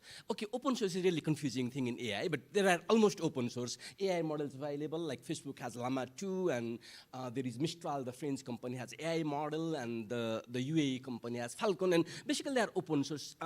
Many those companies in Africa, what they are doing is take the open source model and develop the local, translate that in the local language like Swahili, and develop solutions. Like in one company in Africa, for example, has developed the prompt, the healthcare solution, basically serving more than 1.3 million pregnant women, and they were doing by text message earlier using AI, more sophisticated way, just using the Llama 2, and basically developing that model and giving that model to businesses, industries, and universities. That might be one route. And also, actually, AI has democratized the access to these all these infrastructures and technology. Like if we take the Chinese company DeepSeek example, and in a limited time actually used less than $6 million apparently and developed the DeepSeek version 3 up to that model for less than $6 million with limited resources. If you just compare OpenAI, spent more than $100 million just to develop one GPT-4 model. So with very limited resources, they can develop their own model. That might be another thing. Another thing, some countries like Iceland, which has less than 3 million people, or Estonia, which has about a little more than 1 million people, and their language is considered to be low resource language. There is really nothing in the internet, and they are working with companies like Microsoft or OpenAI to improve their models so that they can provide all these services in local languages. So these are some of the possible routes, and my time probably is already over. And you will have opportunity to respond questions from audience later. Sure, thank you. Nina, could you respond?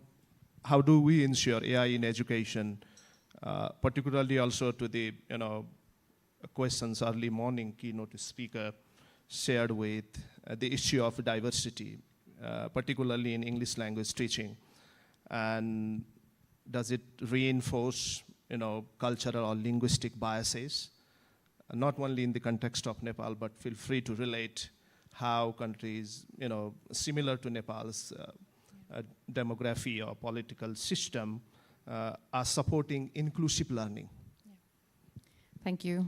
That's such a great question. And I think it's a really critical question because we know that AI is only as fair as the data sets behind it and the design.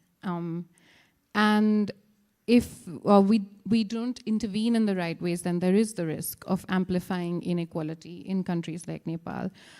There are 3 key risks from our research I'd like to highlight. So there is the risk of cultural bias. We know that a lot of these tools are being developed by big US-based tech companies. There is global north dominance in that sense, and they tend to embed a Western-centric, English-centric, Androcentric, you could argue, bias. So it's quite interesting because we talk about the potential of AI for personalization in education, to provide personalized learning to each learner at scale. But then with this hyper-personalization, the question also comes that if the model has been built with the assumptions of a particular part of the Western world, for example, then it's stripping away the cultural context of a student in the global South or in a particular part of Nepal, for example. So that's an important question for us to consider. There's also the risk of linguistic bias. We talked about, Professor Chhetri talked about all the languages in Nepal and how some models don't support that.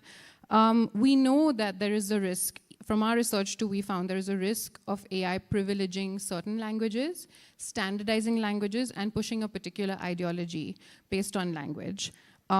So for example, there's an example of a study where students were using Google Translate, and one student from the Philippines found that her language was not listed, only Filipino was listed.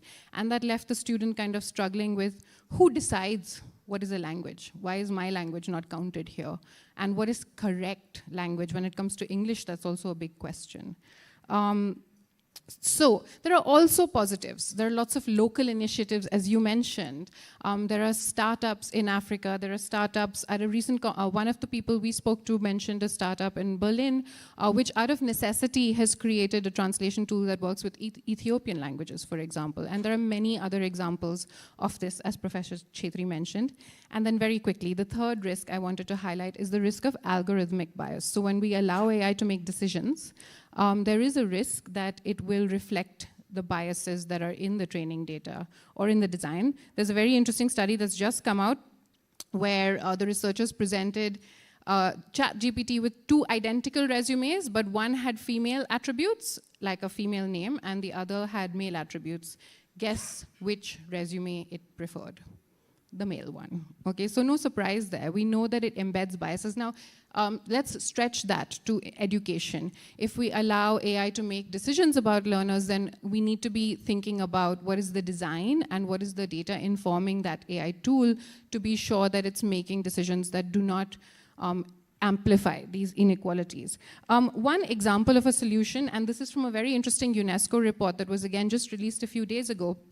An example of a solution could be when a Ministry of Education is putting out a tender to develop an AI tool or to procure an AI tool, it could require two things. It could require an equity-driven explainability statement.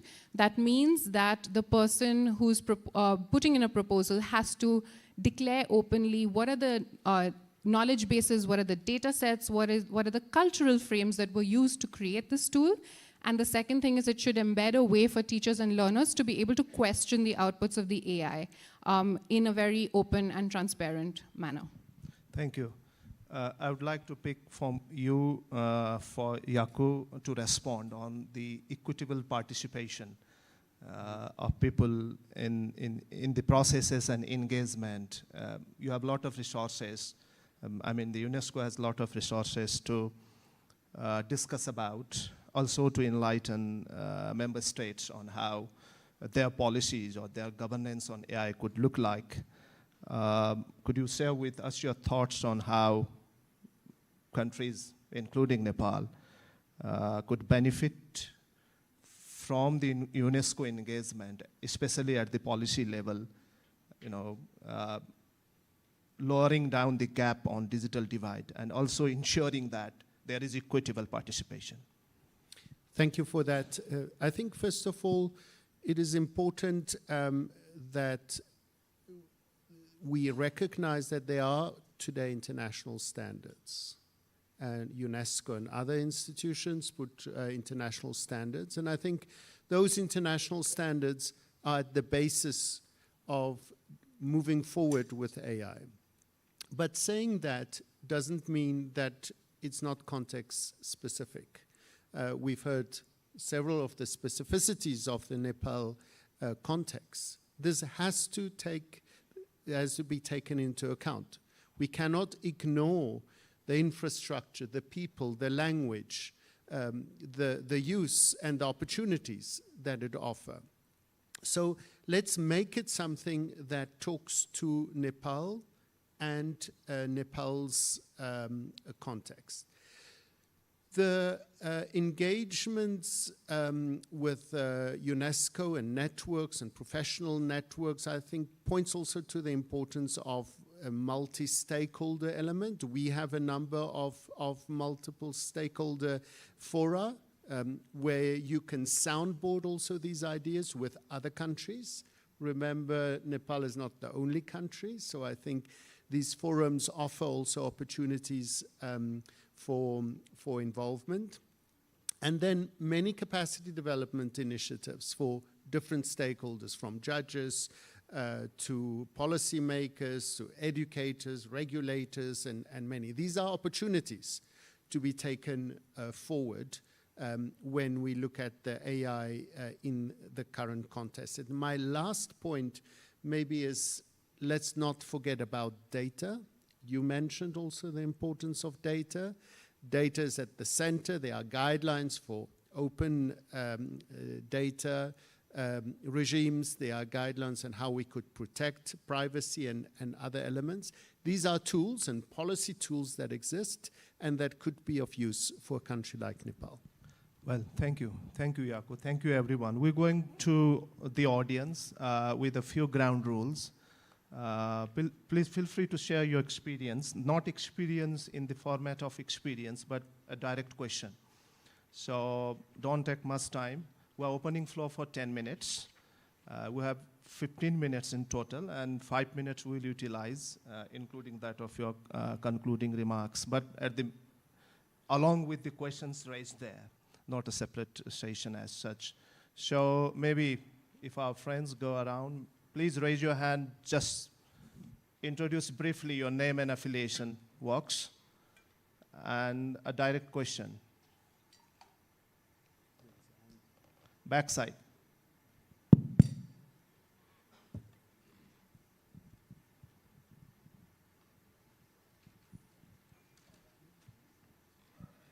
Let's take the note and then Hello. we'll respond to questions. Okay, hi, my name is Suman Gewali. I'm an AI analyst at Swayside. Now, talking about jobs, everybody's talking about this, right? Now, my information diet leads me to believe that AI will most probably augment rather than fully displace workforce, right? So it's directed to Professor Nir. So so there's this challenge of education and training to prepare the next generation of workers, right? So in your opinion, how can we prepare the next generation of workers? What do you think is the best way to do that? And I have another one as well. Now, it appears that there's this technological Cold War going on between two superpowers, United States and China. There's a chips ban, there's this talent competition, and you mentioned DeepSeek and how much big tech companies they lost in the stock market, right? So there's this free market dynamics as well. So I'm curious to learn how you perceive and predict what this is going to entail in the near future. No more questions? You want us to limit discussion here? Asibad?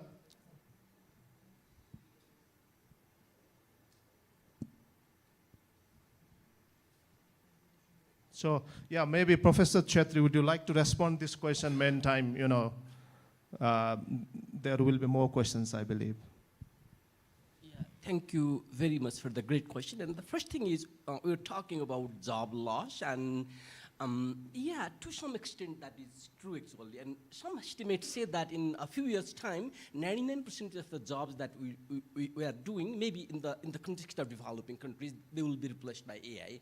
But there are a lot of other types of job in demand. For example, if you just go to the European Union countries, there are 3.9 million people mainly working on technology and AI and other technologies that they need. And there are a lot of people, hundreds of thousands of people the US needs in semiconductor development. And so those types of jobs are in demand. And so if we are talking about agriculture, for example, in Nepal, 60% of the population works in agriculture, but we do not really produce enough food to feed the population in Nepal. And actually, I was a farmer before doing all these things, managing my own farm in Nepal when I was growing up. And so the farming thing hasn't changed for the past 10,000 years, actually, in the village that I grew up.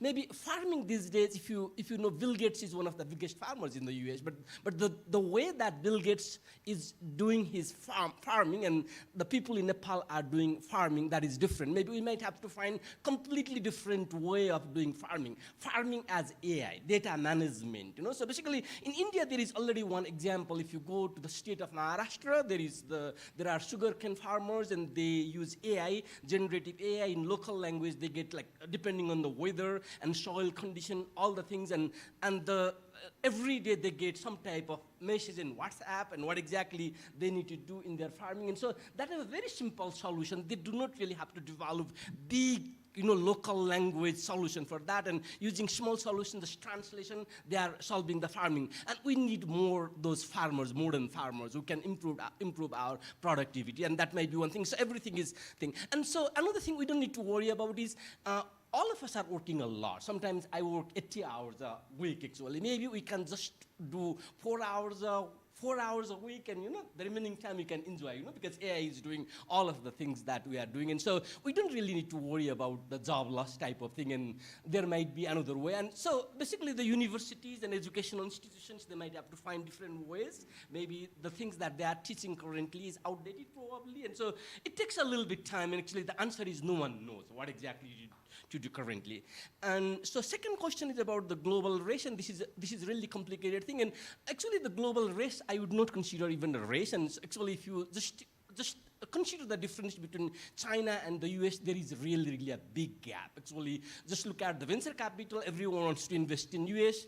And actually, if you look at Chinese, and there are really smart Chinese people, if you go to the US, unlike top AI companies, and 50% of people are of Chinese origin. But in China, actually, there is demand-supply gap of 10 to 1. So there are 10 positions, only one person is applying for the job, actually. And so there is no manpower. Chinese are not working in China. They want to work in the US for some reason. I have really no idea. So, and there is really not any race. And China is really remote second currently, and US is always winning the race in AI for the next several decades. That's what I'm thinking. And if you go to China, 500 universities offer AI, but there are really no professors professors to teach AI course, part-time computer science, old-fashioned way. They learned something computer science 20 years ago, and they are useless people actually. And if you just go beyond 15, 20 universities, there is no really good person to teach computer science. And so this is not my viewpoint. I'm just finding all these things from all over the world. So actually US is still winning the race. And so, okay, that is not even the question. And Nepal probably have to develop the, some type of solutions locally. Do you have more time, a little bit, 1 minute more? Or? Okay, so actually my favorite example is the country of Kazakhstan, which is a developing country. I have been there a few times, and recently they came up with policy, only last week actually. And so all the universities must teach AI. And actually 93 universities already started AI program, and 20 are offering 25 different AI programs. Even school children like 1 to 4, they are already starting, and they have to learn AI 10 hours a week or something, and free AI day. 1 day a week, free, whatever they want to learn, they have to learn about AI. And second phase, they are going for 1 to 12, grade 12. And actually, they developed their own Kazakh model actually, and everything is translated to the Kazakh language and the Russian language, because many people speak language, and we don't need to worry about people not being able to speak English, because actually when you talk about English speaking, Nepal is much better than Kazakhstan, but they are developing the solutions. And we are talking about computing power, and so they have the highest power supercomputer in Central Asia. If you go to Kazakhstan, they have developed that, and they are thinking that there will be many startups, and will make $5 billion by exporting AI services in a few years' time. And so the government is doing a lot of things, and government, if the governments are really motivated, and like doing some supercomputer is a lot of money for you and me individually probably, but the government of Nepal, that is nothing. If only motivated government really can have a few supercomputer and develop 5G. And also, one more thing, every school have a fiber optic or high broadband infrastructure. If you consider Nepal, 57%, I think schools do not have that, and only 43% schools have broadband actually. So it gives school broadband and help people to learn, and so that may be one thing to develop. Let me stop here, probably. Thank you. Thank you. No more hands raised. Yeah. Ashirbaji, please. Thank you, Lakshman. Hi, Ashirwad from Open Internet Nepal. So my question is directed to Ninas. So you talked about 3 risks related to especially education and the biasness and all. Could you also shed some light on the mitigation strategy of those risks? Yep, I can. Thank you. Those are really good. It's a good question. I mean, I think, and this is also going to be in my closing remarks, I think with the risk I talked about cultural linguistic bias and marginalization, and Yako has touched upon that today. There is the need for localization. So there are agencies like UNESCO putting out frameworks. We at the British Council have a set of AI guidelines for teachers, for example.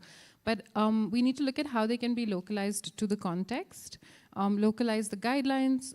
We need local research and tools that are contextually sensitive and based, to be able to make informed decisions about what works in Nepal and is not just imported from somewhere else. And then there's also this interesting idea of ethical frameworks often are quite general. So we must ensure fairness when we embed AI in a project, for example. But what does fairness mean? What does it look like? And this is, again, guidance, that an idea that's come from UNESCO about ethics by design and how you can define what fairness means in a particular context. So I might say in education, fairness in an AI tool might be that it is, the design is participatory, teachers and learners have a role to play in the design of the tool, that the data and the design are open to questioning by education authorities, and things like that. So those are the kind of measures, and there's lots of good ideas out there getting really specific about how to mitigate for those kind of issues. Any additional questions? Kanchan? Please. Front row. It was great to hear from Mr. Dr. Chetri, but I would like to, maybe contradict to what you said in terms of China being remote, because I have been part of China in their different conferences, World Robot Conference for 3 years now, and when we talk about AI, I think maybe you are talking AI in terms of more on the software, not on the hardware side. Basically, to introduce myself, I'm the president of Robotics Association of Nepal, and we have been part of their initiative in terms of drones, and robots definitely embodied AI. So whenever I have met all these global leaders, and when we discuss about the advancement that has happened there, they get really surprised. And if you see in terms of the humanoid robots, the Unitree, their robot, even they are competing against the Boston Dynamics, who they thought like they are their superior. So China, in terms of the hardware side, they are coming really fast, and even on the drone side, they are building the technology that even US has not properly started, I would say. So just to add on to your point, I think definitely in terms of the funding, I do agree with you, but in terms of the technological advancement and also on the knowledge level, I would say China is coming really fast. Thank you. Sure, yeah, I'm just talking.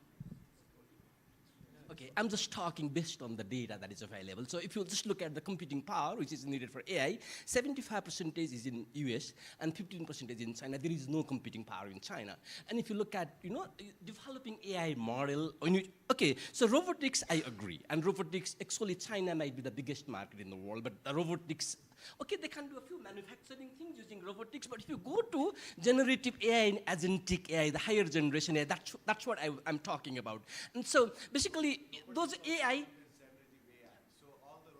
sure, small application of generative AI. Small application of generative AI, but generative AI as a whole, it is beyond robotics. It has to do the things, the skill level things, reading and writing and working in company, and China is nothing actually right now. The Chinese models, actually there is DeepSeek, and 90% of the time I cannot even use DeepSeek because I want to do my research something about China. If there is one word about China, doesn't even answer me, so it is useless for me actually, DeepSeek, and so it doesn't perform well. So, okay, and actually 500 universities, but there is no one to teach. And why all Chinese want to work in the US, not in China? And there is 10-to-1 demand supply, and they need 500 million people to fill, but there is no one. So that is a big problem, manpower shortage. And so basically, I'm just talking personal experience, but I'm just talking based on research that everyone worldwide has done. And actually, I have a paper coming about Chinese education in actually this month, September, October, from US IT professional, IEEE IT professional about China. And so I'll be happy to send you that paper also. Thank you very much. Thank you. If there are no more questions, maybe, let's make it Dila. Can you go back? Rajneesh ji, okay.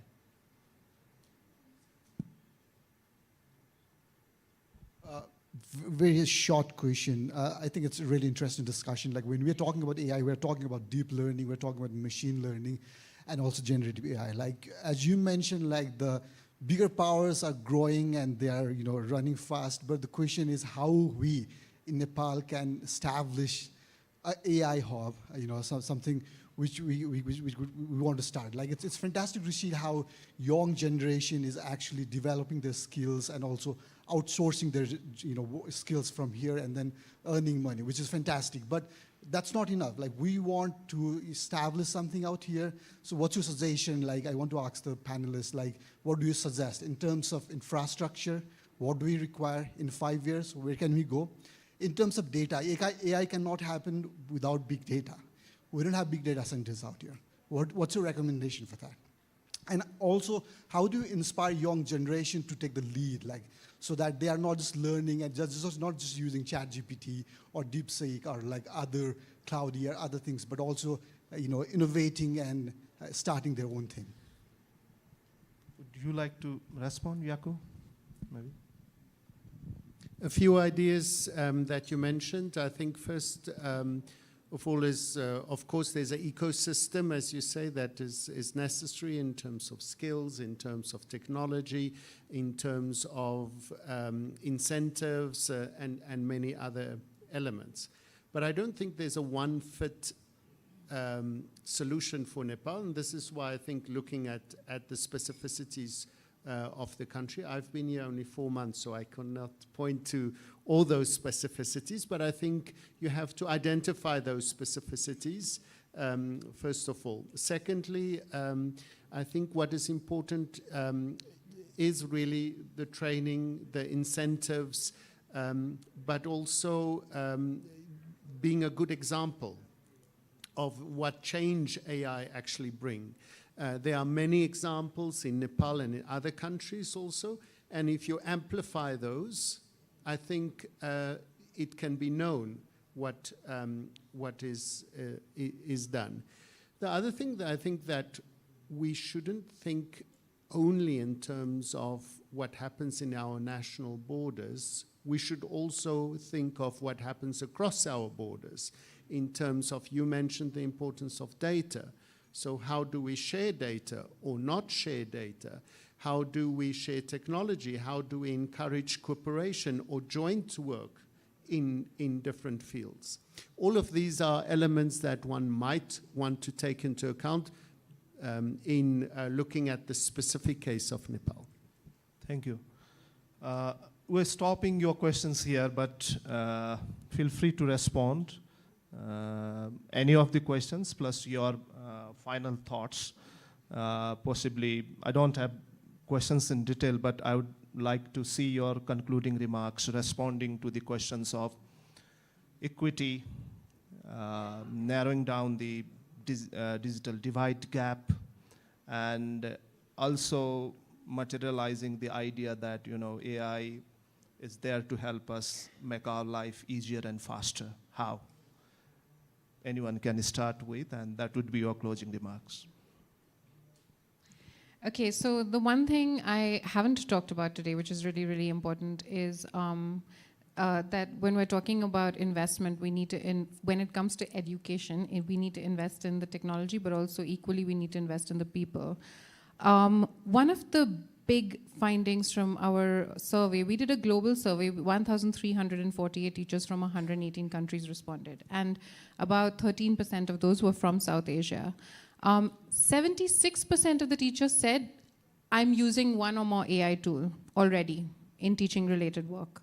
But only 20% said that they had got some training and they felt adequately prepared. That is a huge skills gap. And this skills gap was like global, we found. And that points to the need for urgent training in AI literacy, context-sensitive training for teachers, and structured training. And when I say AI literacy, I don't mean just how to use an AI tool. I mean things like information literacy, media literacy, understanding what the risks are, understanding how to recognize those things, and how to train your students in those things as well. So that's one thing. And the second thing, we've all talked about it, the national AI policy. That's something that Nepal is working on currently.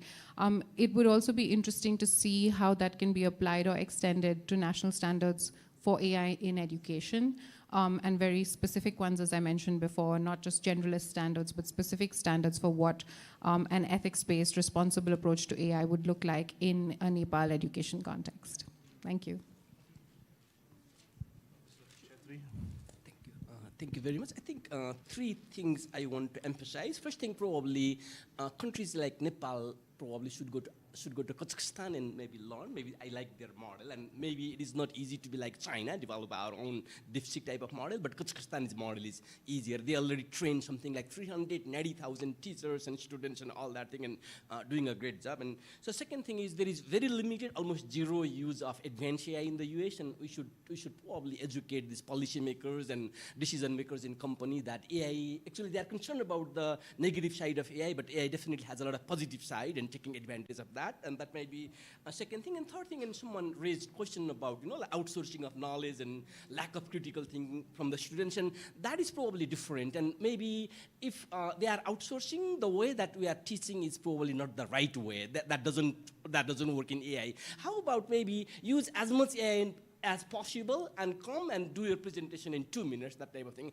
Actually, I teach in Denmark. Every year I go there and teach for a month, and I just finished my AI teaching and came here. In Denmark, actually, unlike in TU, which has banned AI in exam, and in Denmark, actually, from next year, if you are taking some exam and you will be given your question, 1 hour, you find the solutions, whatever you want to do, use AI for 1 hour, only then start doing your exam. And so maybe that model might be good. And so basically, so if you are talking about they are outsourcing knowledge and they are cheating, and I never use the word cheating, by the way, and lack of critical thinking, probably what we are doing is wrong. We have to think a different way in the AI era, not the old-fashioned 4,000-year-old way of teaching, probably.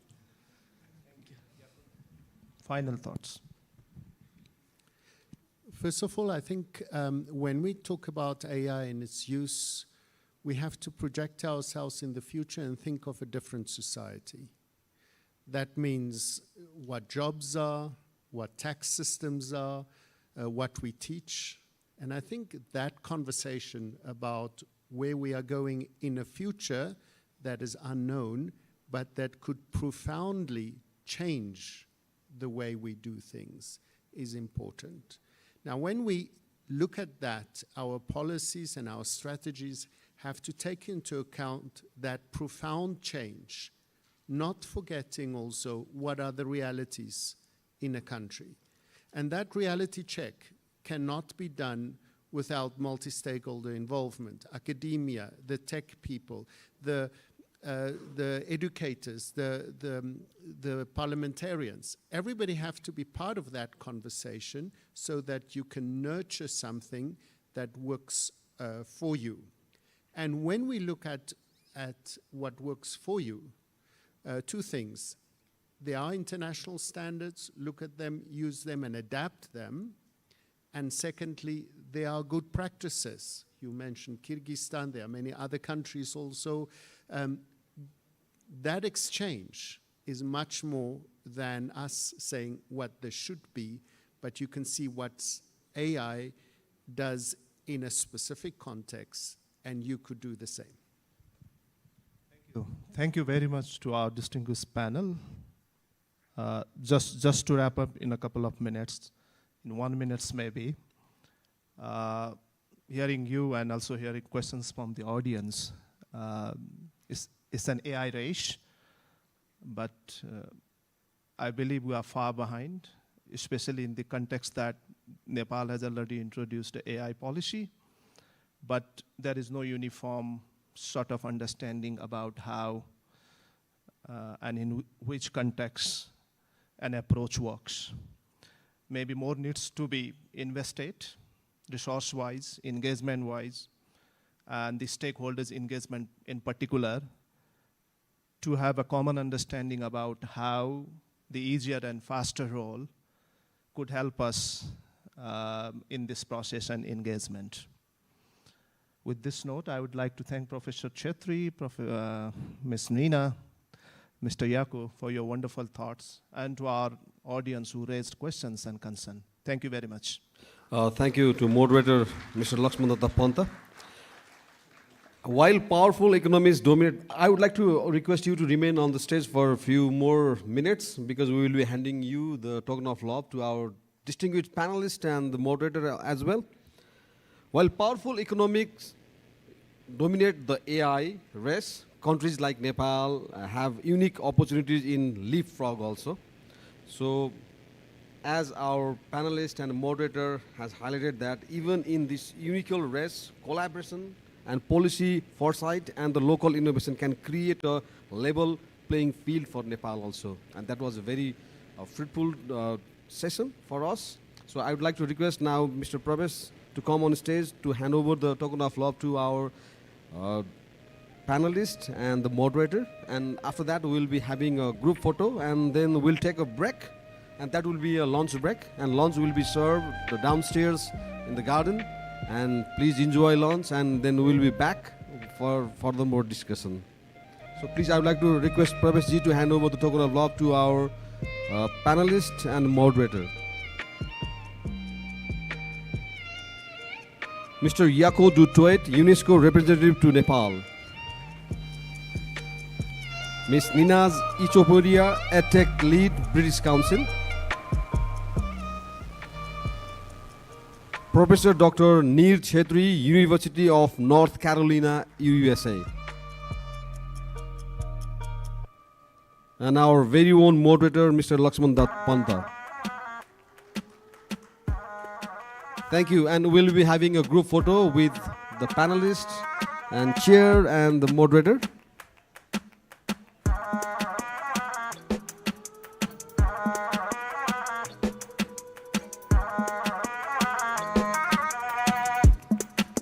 And we'll take a lunch break after this, and we'll be here right after the lunch, and we'll start the second session for today after maybe 45 to 50 minutes.